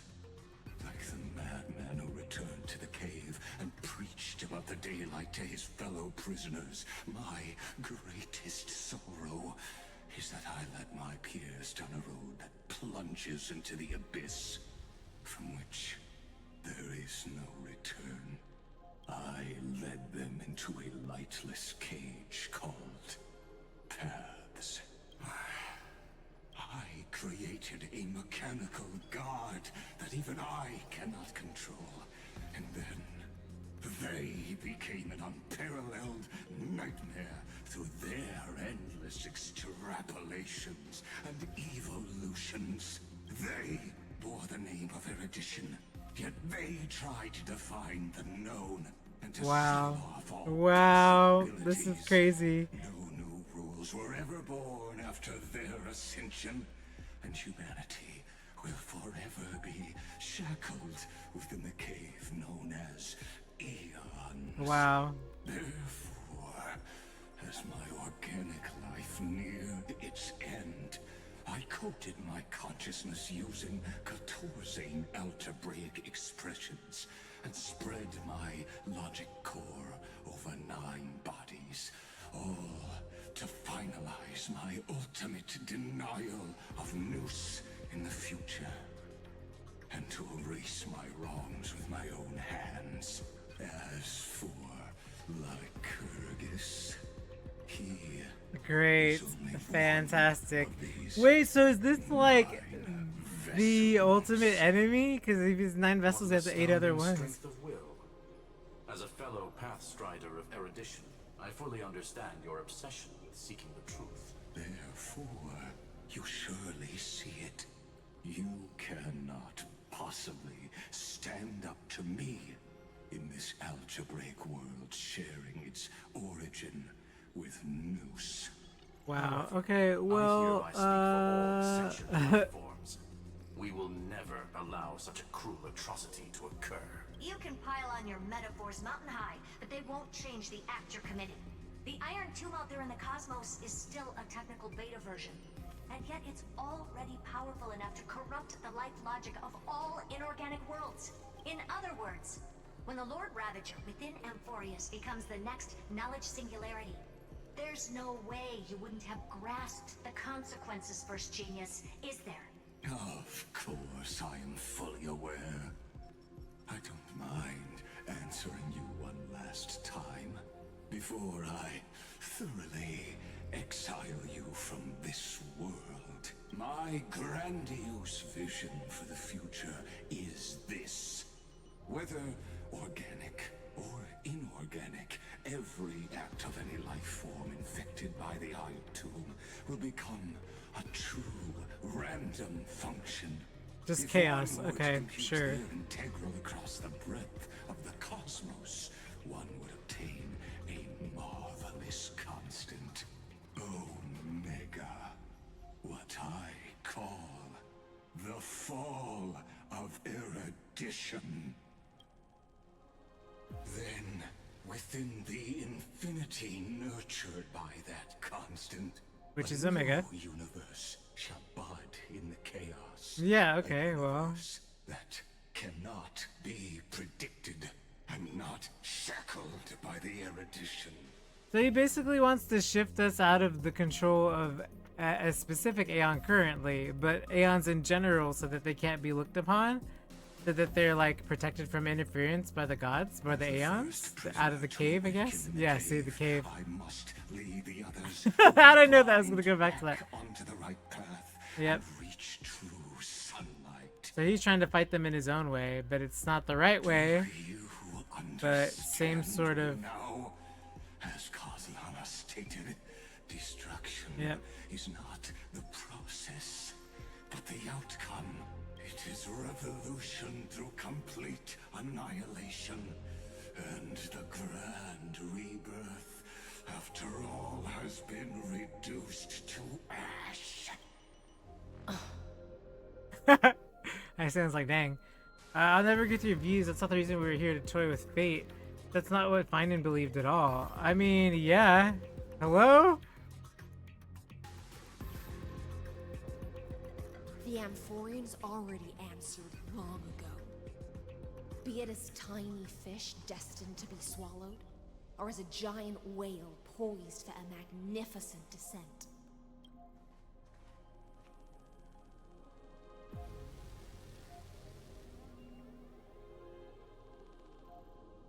We will all fight against fate till our last breath. That includes me, Electra. Once the Imperator's subject, now the deliverer. Dang! She worked for us now? Okay. Oh, such noble chivalry. Admirable. I will also show my true self. I hope she ends up on the express with us. Comes along with us back. This occasion as a gesture of respect and provide an insignificant academic suggestion. Thus speaks Genius Society #1. Dang. Sundar 1 Kuwabara. Finally, we've met one of them. Alpha and Omega. Wow. There's no need to rage against the truth. The value of any formula resides only in its answer. As for the process of solving it, no matter how elegant, violent, solemn, or humorous. It is all utterly meaningless. As the Theoros, I will.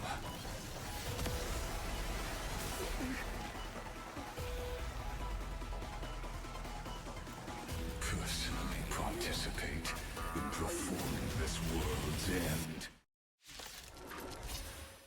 Wow.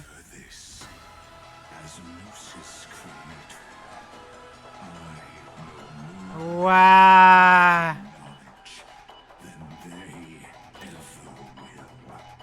This is wild.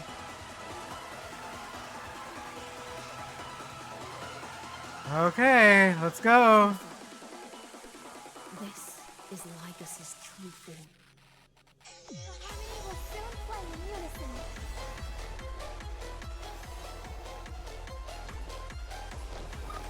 Everyone's been waiting for us. Thank you, friend. Emanate. Indelicate.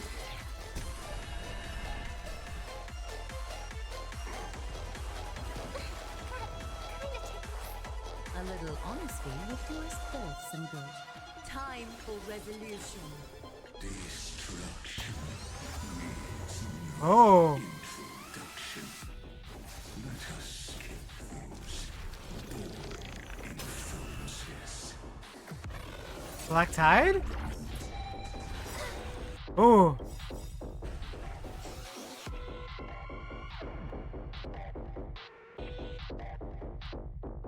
This ultimate during this effect will cost massive HP. Oh, well, we have HP heals. It's okay.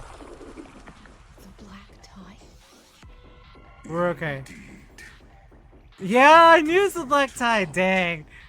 Method of argument. Wow. Dispel the gloom. Restore clear skies. Once more. I can't thank you enough.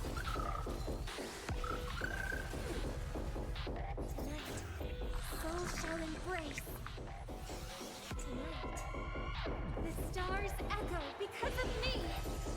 Rise one more time. I will guide the rainbow bridge. We do need some sunshine.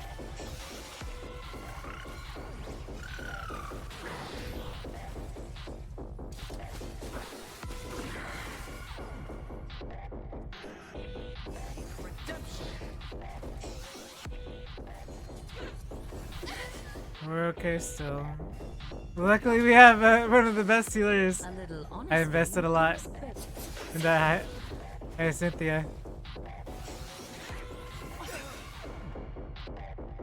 The way is fraught with difficulties. Form. I will walk with you, watch over you, and guide you on your path. We'll heal after.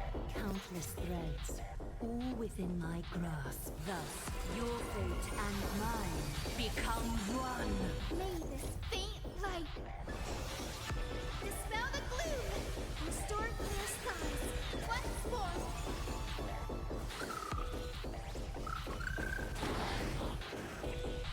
Entities must not be multiplied beyond necessity. I do not mind demonstrating this to you personally. Hang in there. I'll do my best to repel this tsunami of destruction. Thank you, friend. Songs are always fire in this game. Ugh. So good. May this faint light dispel the gloom. Restore clear skies. Once more.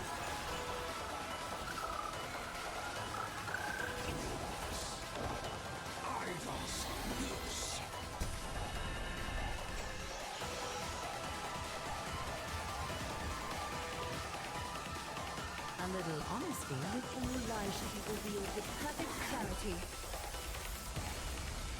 We're gonna pass turn again. Brennan stands clear before me. Light, no fragment. I see it. Target the connector between his thoracic and lumbar vertebrae. Destroy that spot.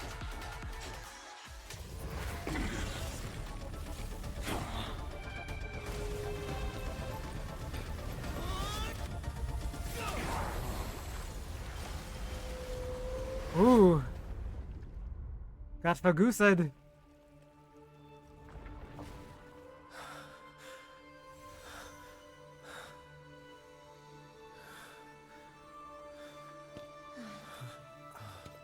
You think he's gonna let you return Kefali's core flame? I don't think that's gonna be.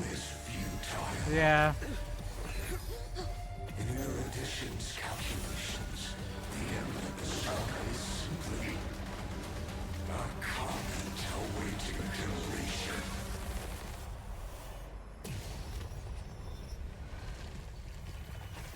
I don't like such a cold statement, okay? If numbers can decide the end of a story, then we can surely also pen a new beginning.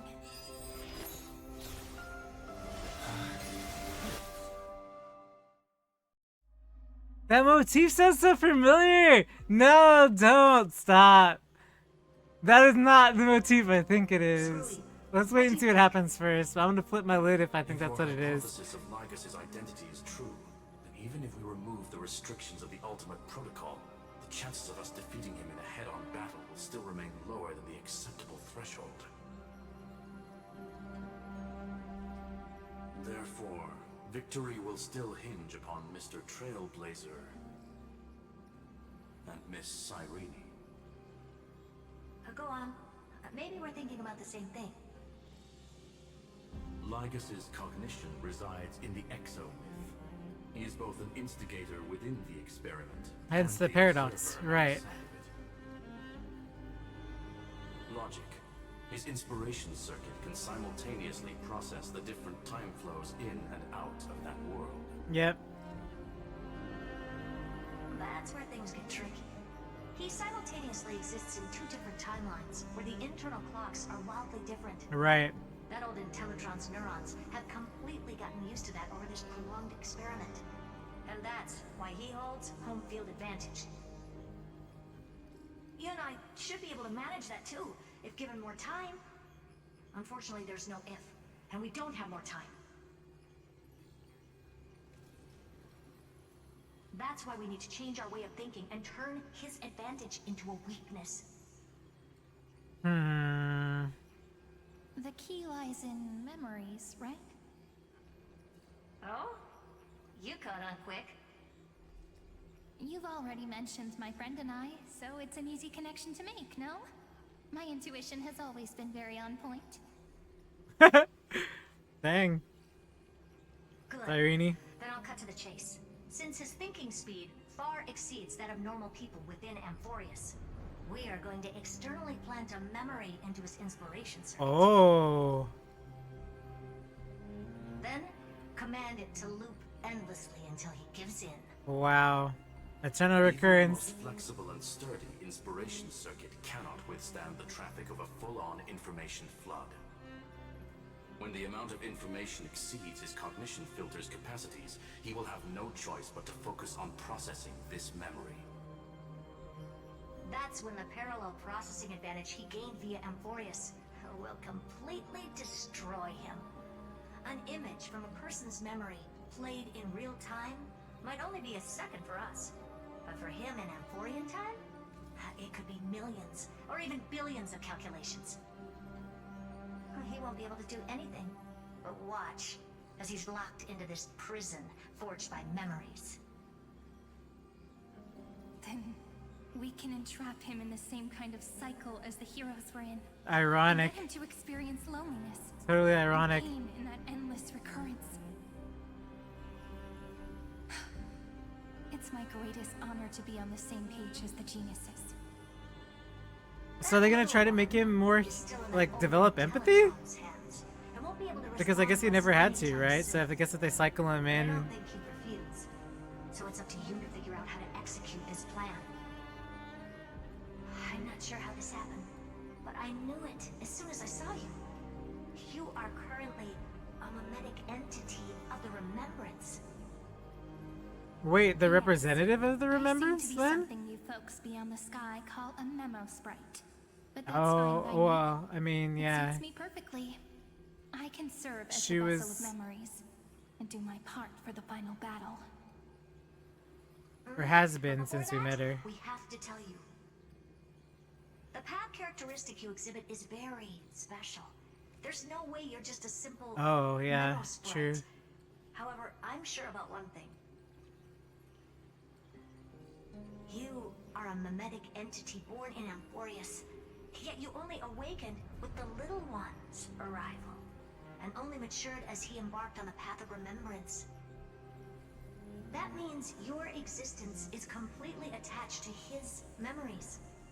If there ever comes a day when he forgets about you, for even a few seconds, or loses his last connection with Amphoreus, then you must be prepared for the worst. You will disappear in the memory zone, utterly gone, without even a single line of data to remember you by. But that's already happened, hasn't it? No wonder I've always had a weird hunch. But that also means I was right in thinking. As long as my friend and I are together, we can do anything.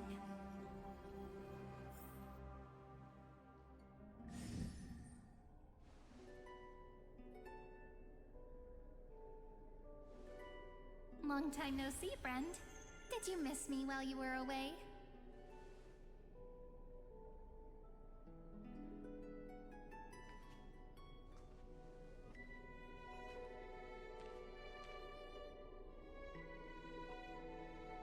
Of course I missed you. It's good to see you're doing well.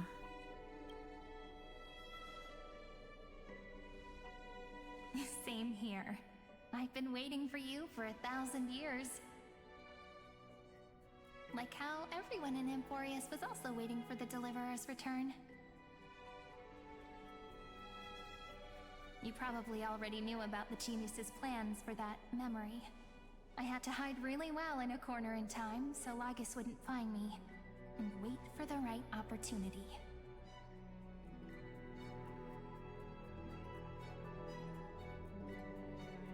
Which is now. The moment when his manifestation in this world is destroyed, and his twin timelines are intersecting.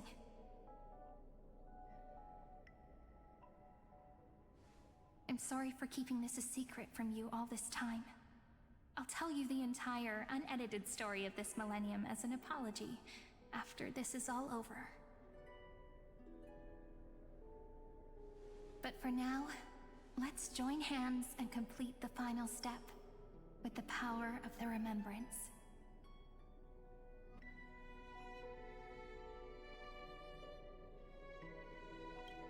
Let's defeat Lygus together. Yep. By the way, speaking of joining hands...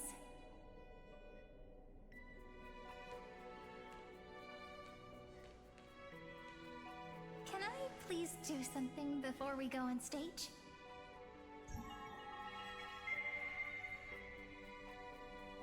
Remember the joke we made back at the Grove?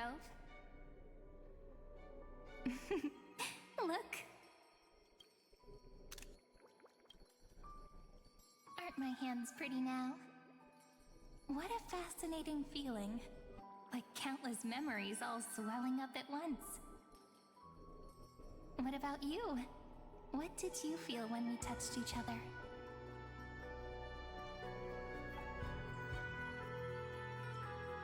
They're very tangible, very real. Really? That makes me really happy. If memories can move people, then it must have been a happy memory, right?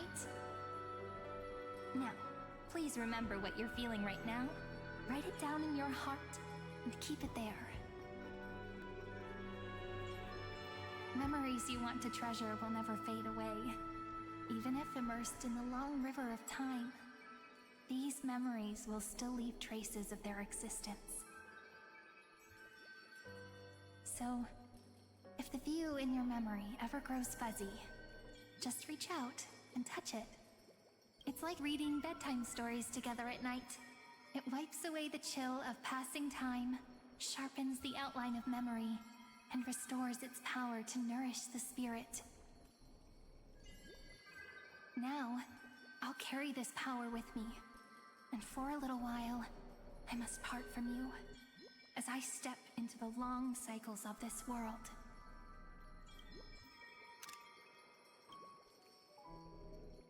Give me your blessings, friend.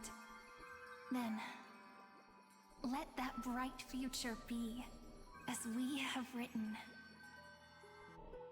Then, I'll leave it to you.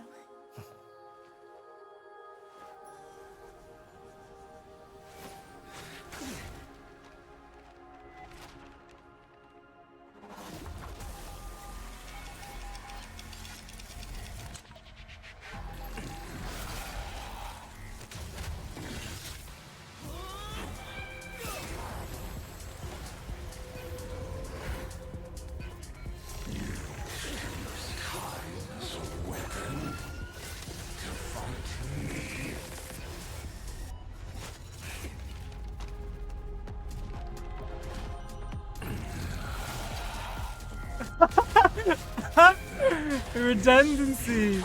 That's awesome. This is awesome. Nope.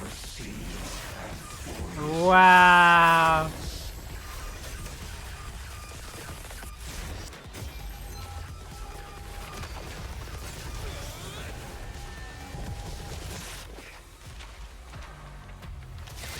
This is crazy cool.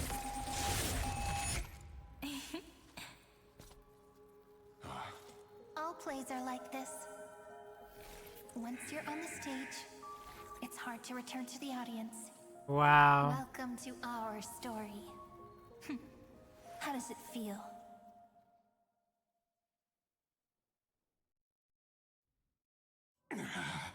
Damn, that was cool. Alright. Even the authority of time cannot command the entire scepter, nor can it plunge the Amphorean extrapolation into a loop. If this was no system malfunction, then was I implanted with a mimetic entity of the remembrance? You guessed it right away. As expected from someone people call the first genius. I'm gonna keep doing what I just did if you don't stop, you know? My friend and I won't allow you to leave this memory, no matter what happens. Oh Which boy. means you are now trapped, Lord Xandar. Damn. An elegant idea, and an exquisite execution. Regrettably, it is you who are restrained by time, not me. Know that patience is my greatest weapon. Waiting and victory are the same for me. You will crumble before I do in this moment stretched out to an eternity, just like Kazlana will. Yet all I need to do is to wait, as yet another futile bug falls down the cliff and into the bottomless. It's so crazy they're both fighting with like different cycles of recurrence and interrupting that. My looks are seriously changing all the time. But you're not wrong. We're definitely not gonna solve the problem if we just put you in another prison. So that's why we never wanted to do that in the first place.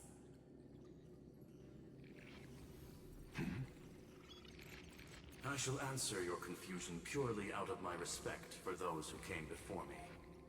Have you heard of the synesthesia dreamscape in the Asdana system? Interestingly, that place once had a prison too.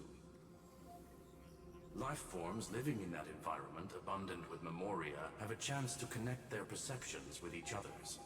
Even across great spatial divides, they're able to detect shifts in one another's states. I call this phenomenon memory zone entanglement. Which they did touch in a bit on Penacony. There was a researcher at the edge. Phenomenon to build a nation within a dream. After adding in the catalysts of harmony and remembrance, that is. Yep. Is that how you walked Penacony. into my prison cell? using those same principles? I would much rather call this location. Gosh, it's so important. Robin and Sunday and all them, that whole story. Nonetheless, your Had they not hypothesis is correct. saw We the will of the happen to have an ally Trailblaze. skilled in tuning, while the Trailblazer and Miss Cyrene have Wow. an astonishing amount of resolve, which I'm sure you can testify to. I am also sure that with the support of such a resolute memo sprite, our conversation can last for a long, long time. I'm the best at listening to stories, you know? Yeah. I'll leave the exciting clash of the erudition to you two geniuses. A brainstorm? I like it. And it's 2 against 1? Well, I like it even more. Let's talk, Xandar. Take a guess. How much do you reckon we can dig out of your brain before the next second? And how many ways can we find to deal with you? Besides, in your current predicament, there's no way you can take our trump card away.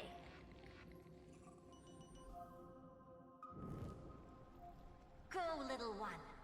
Go. Overturn the Era Nova. Lycurgus disappeared? But it seems you had conducted a secret hunt in the depths that even I cannot reach. In that case, go. Swim onward and give this campaign a fitting end. I shall send you off with my song, Grey Fry. May this song penetrate time and become the prelude to the new world.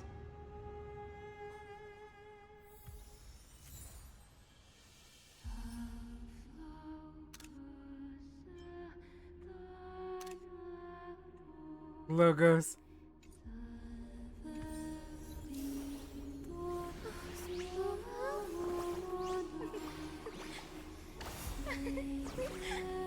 Let's have a break.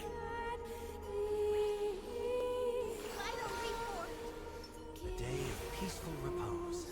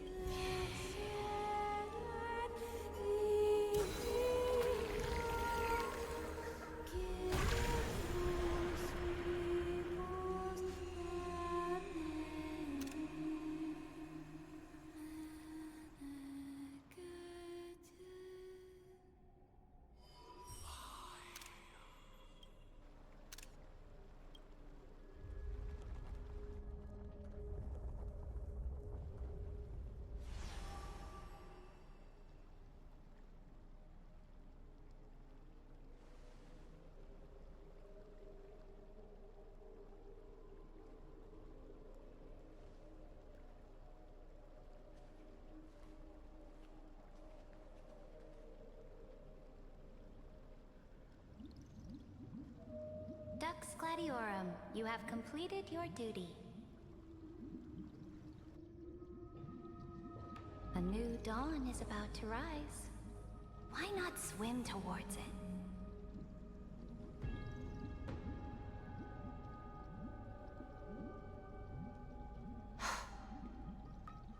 You died long ago, Imperator.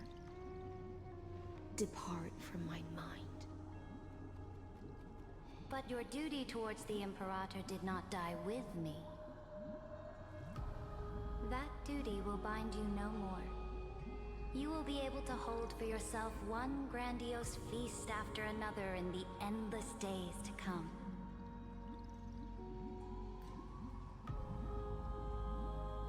So go. Go and swim towards that ocean beyond the sky with the Deliverer. Wow, is she really gonna come with us? No way. That'd be crazy. No way. A page out of that sidekick's book. I commanded her to gift this page to you when everything finally reaches the end. There's no way. What's on this page? Memories. Lifelike memories. That sidekick found me after the bloody feast 1,000 years ago and showed me her diary. I saw within that notebook.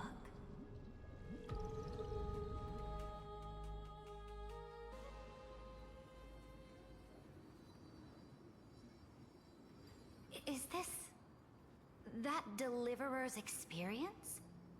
It's truly immersive. Oh, back when we Beyond the fought. Sky apparently utilize this power to seal past scenery into crystals they call light cones. Wow, that's a really cool way to work that So much in. about the remembrance, so I can't completely replicate the past. But I'll do my best to talk about the missing parts. I'm all ears. Go on then. Do your best. But if your chatter gets too boring, or if I deem it offensive, then law will become forever beyond your reach. Got it. I'm sure you'll find this to your liking. After all, it's human nature to want to embark on a journey into the unknown.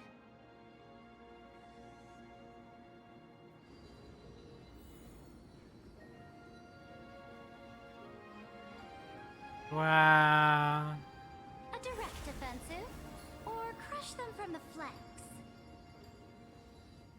What brightly colored annals. The journey of the Deliverer's conquest. Let me partake in it. Is this a fortress in the sky?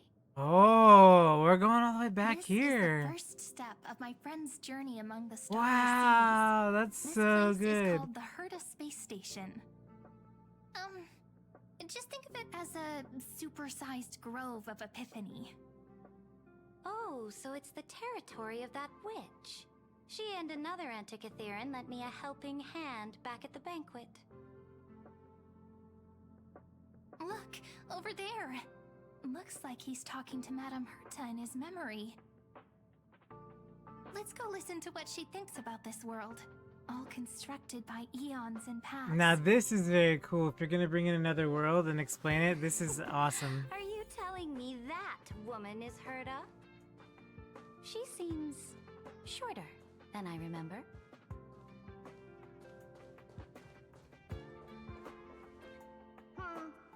Pretty nice space station, huh? But just wait. After a couple more stops on the Astral Express, you'll see sights that'll make this place look ordinary. Oh, the cosmos is so vast that the unknowns far outnumber the knowns.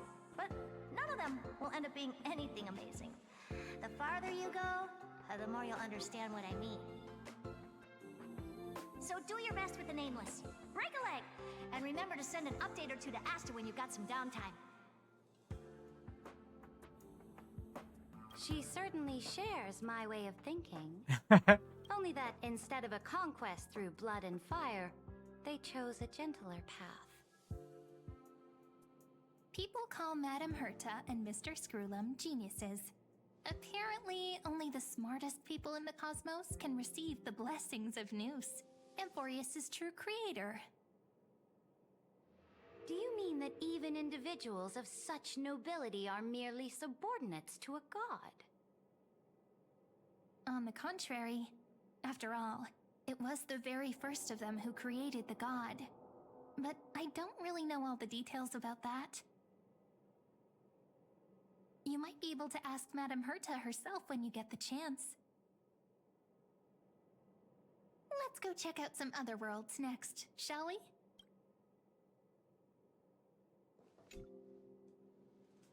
This next stop on the journey has a lot of similarities to Amphoreus. A snow-covered land? Interesting. This star is named Eurillo 6. That name sounds so cold. Belobog sounds better. The girl we see here holds a similar station to you, Imperator. She's the supreme guardian of this world. A leader who took up the mantle of government during a disaster. I did not expect the Empress of this world to be so young. Well, your appearance isn't much older. The object in the distance resembles Nikador. Is it a weapon? No, it's called... Right! The Geological Reconstruction Unit. Just Giorios' Titankin? Disappointing.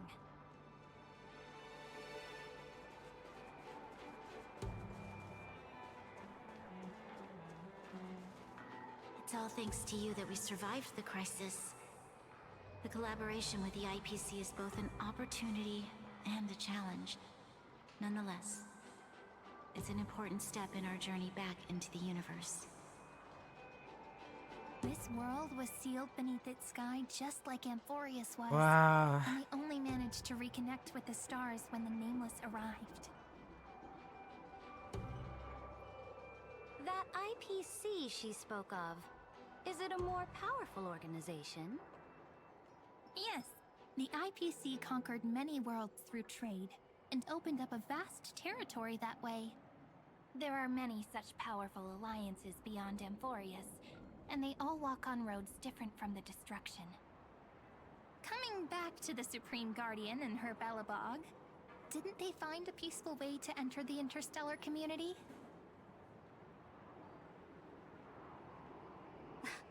That cannot be true.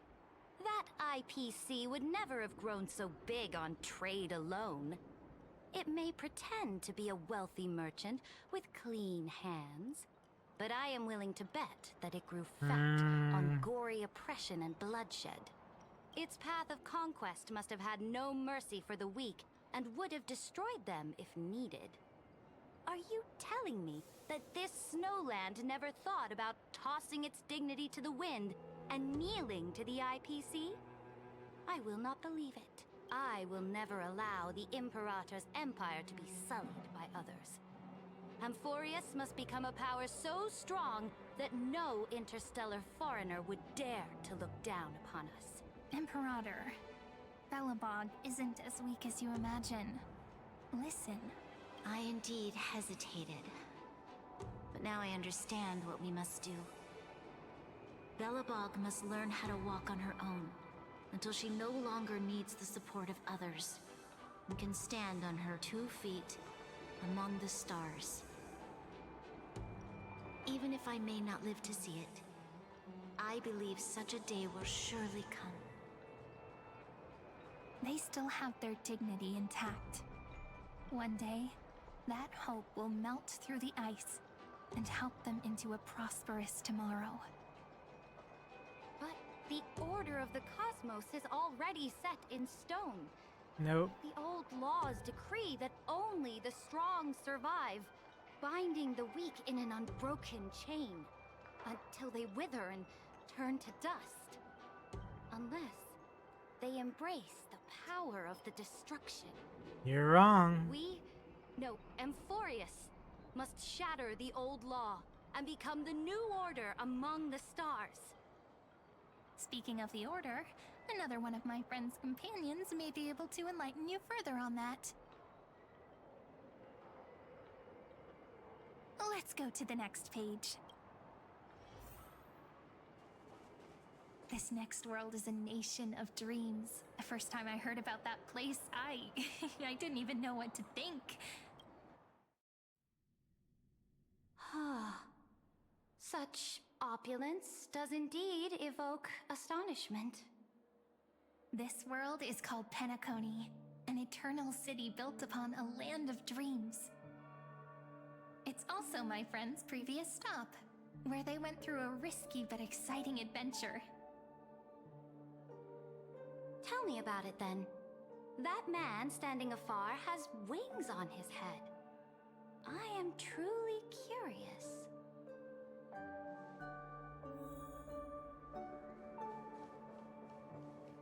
I wish to gaze upon the views of the Reverie Hotel one more time. I'll be just a traveler when I come back here again. And perhaps, through a traveler's eyes, even the things I once knew so well will feel strangely different. Penacony is a land of the harmony, where all dreams and hopes merge and combine. It believes in unrestrained freedom, and that's how it lost itself in shallow delights. Then, this young man before you chose to rewrite its laws, using the power of the Order, hoping to shape a dream-bound paradise of perfect happiness. Yet, the paradise of my dreams remains far away. Perhaps a brief journey with the Nameless can show me more possibilities in my search for paradise. As for what Penacony should look like, it'll be up to her. No, up to their trailblazing now. Oh, it sounds like this ideal kingdom is no more. That's right. The people chose to wake up at the end. You can't see tomorrow when drowning in sweet dreams. This individual's law acknowledged only gods and constructs, leaving no space for humanity. And yet, the fact that he could accept defeat and resume his journey shows a rare self-awareness and clarity of mind. You are also very self-aware, Imperator. Then you must know that the world promised by the destruction also has no place for humanity.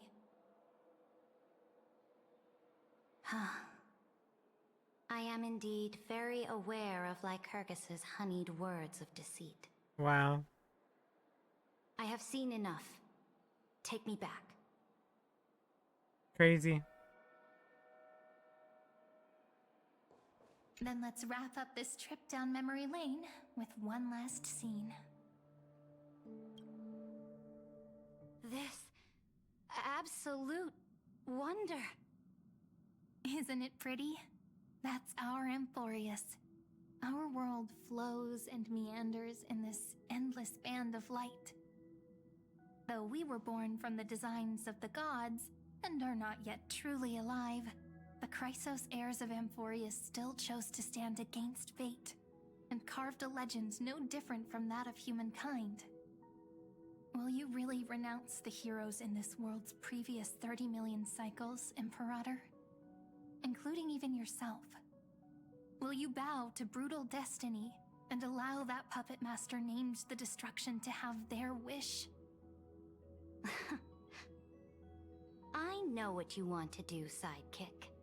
You want to use that deliverer's memories to influence me and tilt the scales of law toward him and the two geniuses. You really saw right through me, Imperator. How can one rule an empire if one is incapable of understanding people's minds?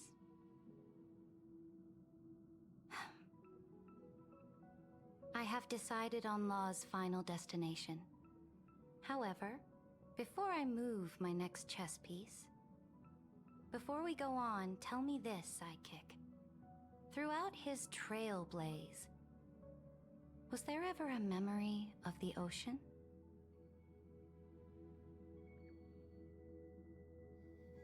The ocean. My cradle. My home. You shall complete your conquest in the ocean at the boundaries of this world, and eternally slumber in the sound of tides. You shall eternally slumber in the sound of tides, and complete your conquest in the ocean at the boundaries of this world. Our prophecies aligned as flawlessly as a sea snake circling upon itself. An elegant loop, like a joyful hymn, like the circulating ocean current, like our two fates, like Amphoreus itself.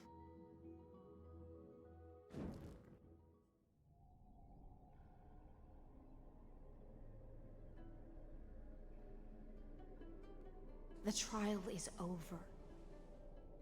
So tell me, who will own the divine authority of law? I won't give it to anyone. What? I am the law. Why should I give my imperial crown to any other? Both the Deliverer and the Theoros came from beyond the sky. They have no right to interfere with the lands I conquered with my own 2 hands. The law of Amphoreus shall be determined by Amphoreus's master. What exactly did you see in the trial? Everything. I saw everything regarding the rules of this world's operation. I saw the laws of extrapolation that Theoros spoke of. I saw the ultimate protocol. As long as I offer a sacrifice of equal weight, I can rewrite the laws of this world according to my will. I can turn good into evil, ugliness into beauty, and weakness into strength. Fate gave me a very fair deal. 1 rule change for the life of 1 demigod. What are you planning to do? She's gonna sacrifice herself for the rule change. We can conquer the stars without relying on any power from beyond the sky.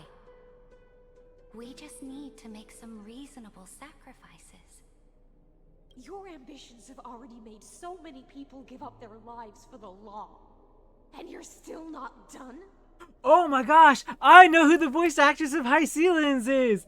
That's Xenosaga Episode 2 Shion!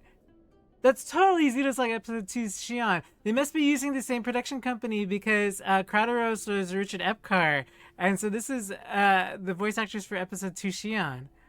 Wow! For Xenosaga. That's crazy I didn't put 2 and 2 together. I don't remember her name, but her voice is so super clear. I'm so shocked. Like, wow. I was like, why do I like High Ceilings even though I don't like her character? I am determined for Amphoreus That's to why. stand on her own 2 feet Dang. among the stars. Best realization of the stream. You are beyond reason. Yes, it is totally You her. think such a simple and hypocritical statement can justify your atrocities. I can't do it. I just can't do it. Is she shaking your head, Febronia? Sorry. Thanks, High Ceilings. Damn. There's no new without destroying the old. That's what you consider an atrocity? Ironic, for that is also the unchanging law of Amphoreus's revolutions. I love how like important things like people's names, voice actors and actresses' names, are like important things, or like how to speak a language, or like something. Whenever my brain is frazzled with excitement, I always forget how to appropriately do something, and then it ends up with me being embarrassed about it on stream. Like, who was that? Or I say the wrong thing or do the wrong thing. Resounded in the distance.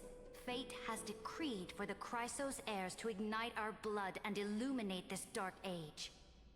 People would still be puppets of the old dynasty if it weren't for my conquests. But your world doesn't seem to be any different from your predecessors. 100% her. Bloodshed, tyranny, oppression. You're making the same mistakes they did. Go and see everything for yourself. Nice. Go to any library I've built. Go listen to the rumors on every street corner. Go and witness how the Imperator crushed the old laws and forged new ones. Go and see what my conquests brought to this world. I cleansed the Chrysos War's filth and mended all the conflicts left by the Arabellica. I restored Akima's might and allowed mortals and Chrysos heirs to face each other as equals in the council. I punished all sins and rewarded all achievements. I smashed Talantin's shackles, united humankind to save themselves, and started the Flame Chase era. That's what the Imperator has done in her glorious life. So now, hearken to my final words. History will eventually forget Seridra, but it will never forget the Imperator's people or the Flame Chase era she began. Final words? Amphoreus is about to be destroyed. There's no time left for pointless debates. There is only one law I want to overturn to aid the final battle of deliverance. So I will only offer the life of one demigod. In the name of the Imperator, I command you one last time, Electra. Either sacrifice yourself for conquest, or pierce this tyrant's chest. I knew it. with Dang. your sword. I knew it. Making Xion do the painful. The Imperator concluded her final speech at the end of her life. At the last moment before she stepped onto the altar, she gave her most loyal subject the choice to decide fate, just as she promised her compatriots before her very first campaign. My blood flows in you now. Heroic compatriots, follow me, and we'll seize fate's reins! The Imperator fell. Some say that the Dux Gladiorum turned traitor and killed her liege. Some say that she imprisoned the tyrant in a shallow pond of water, then left. Which meant the Imperator had to kill herself to rewrite the law. There are countless stories about her death. All we can be sure of is when the knight left the vortex, the Imperator was still mumbling about their past conquests together, the beginning and the end of her existence. Imperator, wait! How could someone of your status come to the front lines? Let me be the flag bearer! The troops defending the pass to the west of the grove, have they surrendered? They ran as quickly as they could when they heard your name. The Golden Cocoon Pass is now in the First Legion's hands. Good. What about the Delosian militia? The Third Legion set fire to the mountains and flattened everything west of the basin. They just need a few more days. That is enough. We cannot afford to miss an opportunity for victory. Lastly, how many Ladonian cannons are left? They are no more. The Second and Fourth Legions have destroyed them all. Very good. They now have no way out, no reinforcements, and no artillery support. We will be able to liberate the Grove of Epiphany in the blink of an eye. We will launch the final charge 1 quint after the curtain fall hour tomorrow. Remember, as long as the Alliance's flag still flies on my shoulders, you must keep moving forward. Take no prisoners among the enemy soldiers. All sages who resist are to be captured and tried according to martial law. And do not destroy any books. Now go! Notify the entire army. Wow, respecting history. Don't destroy the books. Wow. We salute you. Reporting in. The mountain dwellers are resisting fiercely, and the legendary Mountain Breaker has personally engaged in battle. Their formations are nigh impenetrable. Then cease our frontal assault. Send scouts to all legions and tell them to retreat into the Tritos Plains before the parting hour. What? Are you planning to surrender? It's a strategic change of plans. The seismic walking dragon is enough for that battlefield. Walking dragon? You mean that stupid beast, Terravox? What can they even do? Stupid? No. They are the wisest of all of Giorio's creations. Only they can perceive the currents of time. Let them deal with their earthly brethren. We will advance and take the lead in defeating what remains of our enemy. I will deliver the most fiery retribution for the humiliation they dealt us, and crown myself with a god-slaying wreath. Understood. I'll see to it. Those who are resolved to die, we salute you. The Temple of the Three Fates sent a letter, Imperator. They refused to surrender, and said this letter is their last warning to us. Tell the commanding officers not to launch any attacks unless they receive the Imperator's handwritten approval. Disobedience will be punished by death. What are you doing? The priests of the Three Fates aren't soldiers, but politicians. Do not mistakenly believe they don't have a plan. These dying pests will wring out every idea from their brains, all for short-sighted gain. They are much shrewder than we are. I am inferior to them in that regard. They also have the prophecy to wield as a weapon, something I am not blessed with. Launching an unplanned attack will only disadvantage us, as all of Amphoreus will judge our actions. Which means I will be heading to the battlefield myself, just as I have always done. This time, however, I will go alone. I will conduct secret negotiations to ensure fate is on our side. Understood. The legions will make their preparations. Those who are resolved to die, we salute you. And the final part. Why are we not allowed to march out with the army, Imperator? This will be a long voyage with no return. Say that again. Those of you who bear the prophecy cannot come with me. Why are you personally leading this battle if it's doomed to fail? The Flame Chase journey cannot be without a leader. That is correct. The Empire will be without a head when the Imperator falls.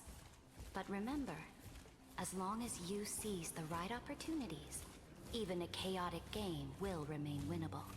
My departure will create a long staircase for you.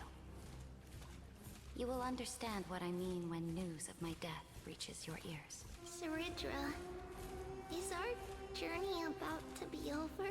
Destroy the old laws and forge new ones. My conquest has reached its limits within the borders of Amphoreus. Since the prophecy already decreed that the Imperator would never conquer the stars as she wished, I will bow out here and try no more. More Chrysos heirs bearing divine authority will be born, and many more heroes will arise. Will they demand peace or war? Will they resist tyranny, or become the next Imperator? I do not care. The children of the future will decide for themselves. Do not mourn for me. Anyone can kill the Imperator. But the only one who can truly destroy her is Saridra. At the end, I faithfully recorded the most important battles in the Imperator's life. Her conquest was about to be completed at this point in the story. However, for some reason, a memory suddenly entered my mind just as I was about to put down my pen. It was a journey on a fantastical train. I had the honor of having a heart-to-heart conversation with the Imperator under the stars. And I asked her this question at the end of that discussion. How do you want history to remember you?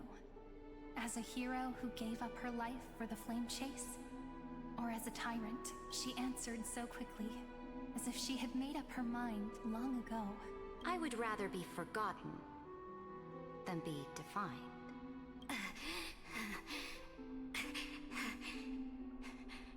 Because the law can be neither eternal nor unchallenged.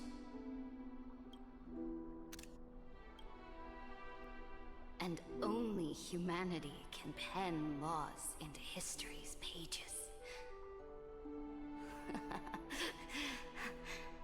Now, I have shattered the greatest law of Amphoreus. The game is nearing its end. Dux Gladiorum.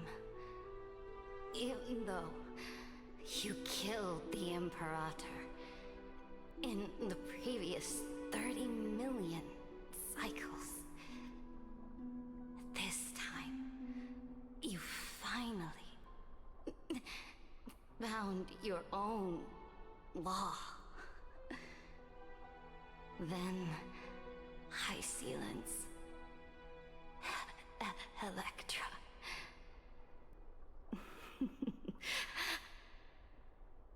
I will ask someone to deliver the prophecy's ocean at the boundaries of this world to you.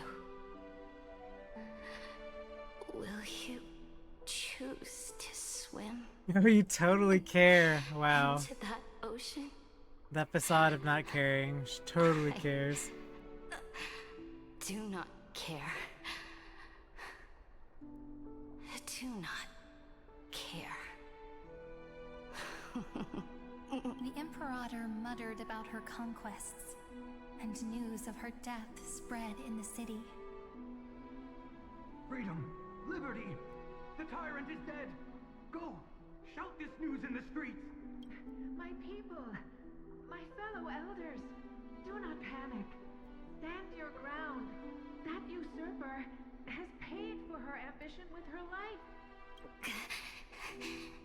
People once cheered for my ascension.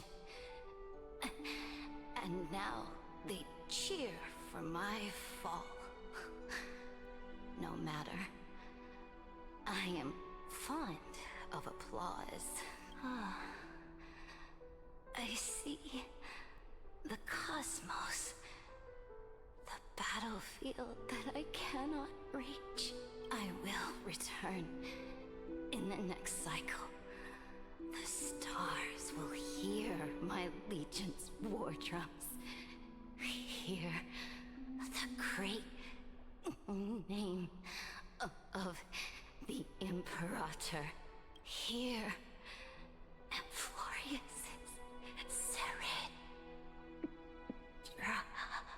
To this day, we do not know which rule the Imperator overrode. Oh, that's a big deal, not knowing. Perhaps the truth will only be revealed at the moment of checkmate.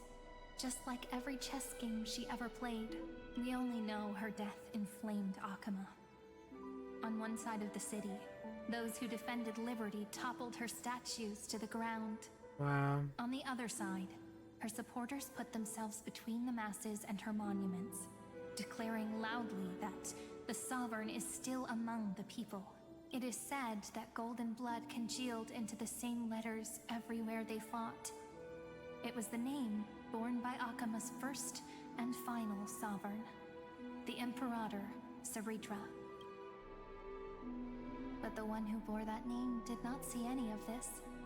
Her gaze was cast far away, and the sound of tides in her ears drowned out the people's cries. What was the Imperator thinking about in that prophesized ocean at the boundaries of this world?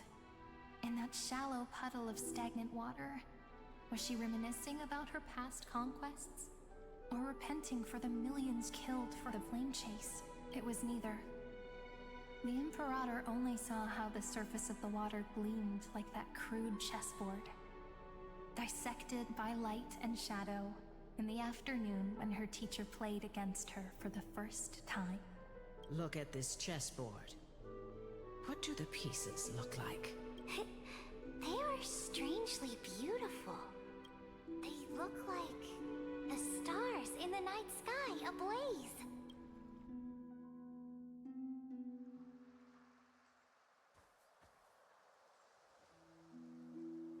From that page emerged an ocean so vast, so pure. Shion on the beach, nothingness again. Trace of corruption.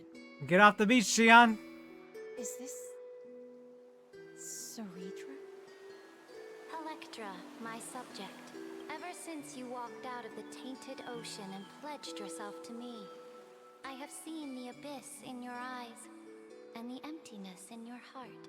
That was why I promised you a new ocean, where the Imperator's ambitions would serve as the currents, and loyalty would be its light.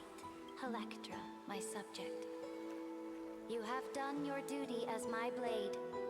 The prophecy has now made its final decree on the road I intend to walk. My conquest is doomed to never reach the stars. But the Imperator never makes empty promises. So take this memory, this ocean, beyond the sky, as witnessed by the Deliverer. Dan Hung's home. This is the final gift that the Imperator can leave for her subject.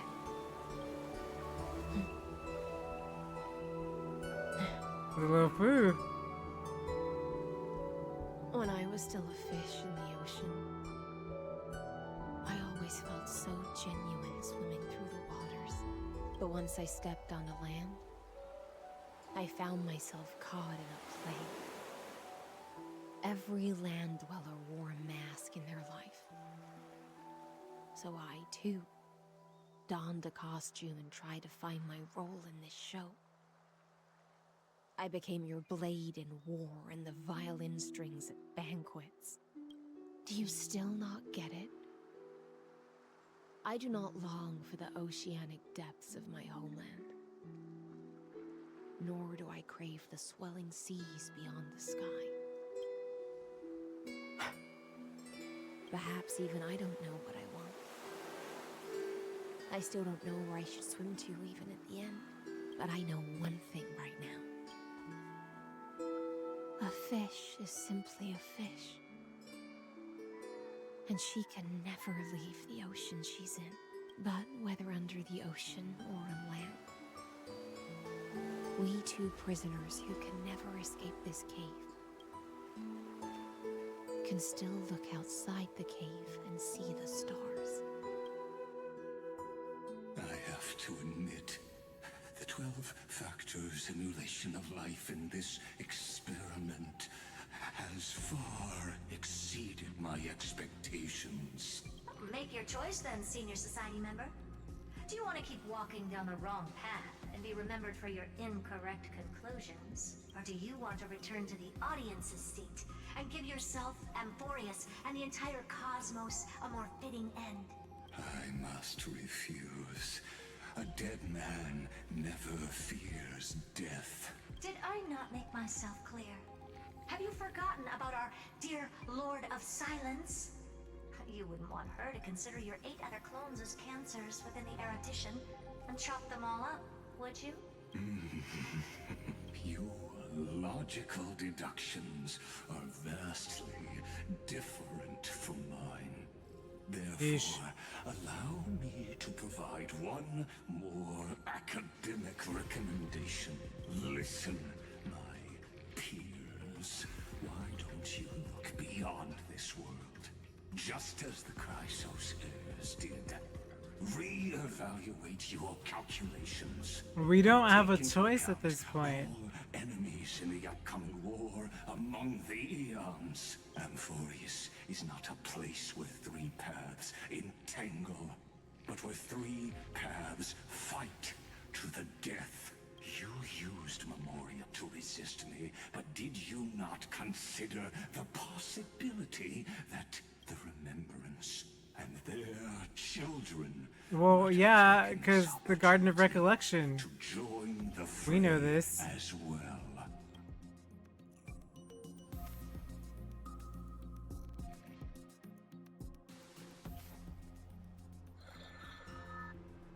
Oh, so this isn't just silence. It's the answer. What was the last thing he said to you before you parted the waters at the Scale Gorge waterscape?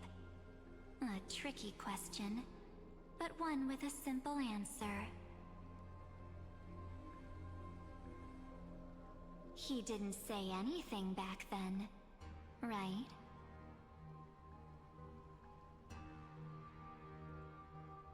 That's correct. And now I'm sure. You are not March 7th. Yeah. There's no way she would remember that. Damn! Damn! Nice. I'll only warn you once. Leave. Wow. Body. Now. How impulsive. That's not Dang. like you at all. Why don't you calm down and think about another possibility? I didn't take over March 7th's body. She took hers. Rather, it's March 7th who regained my memories. Yep. No!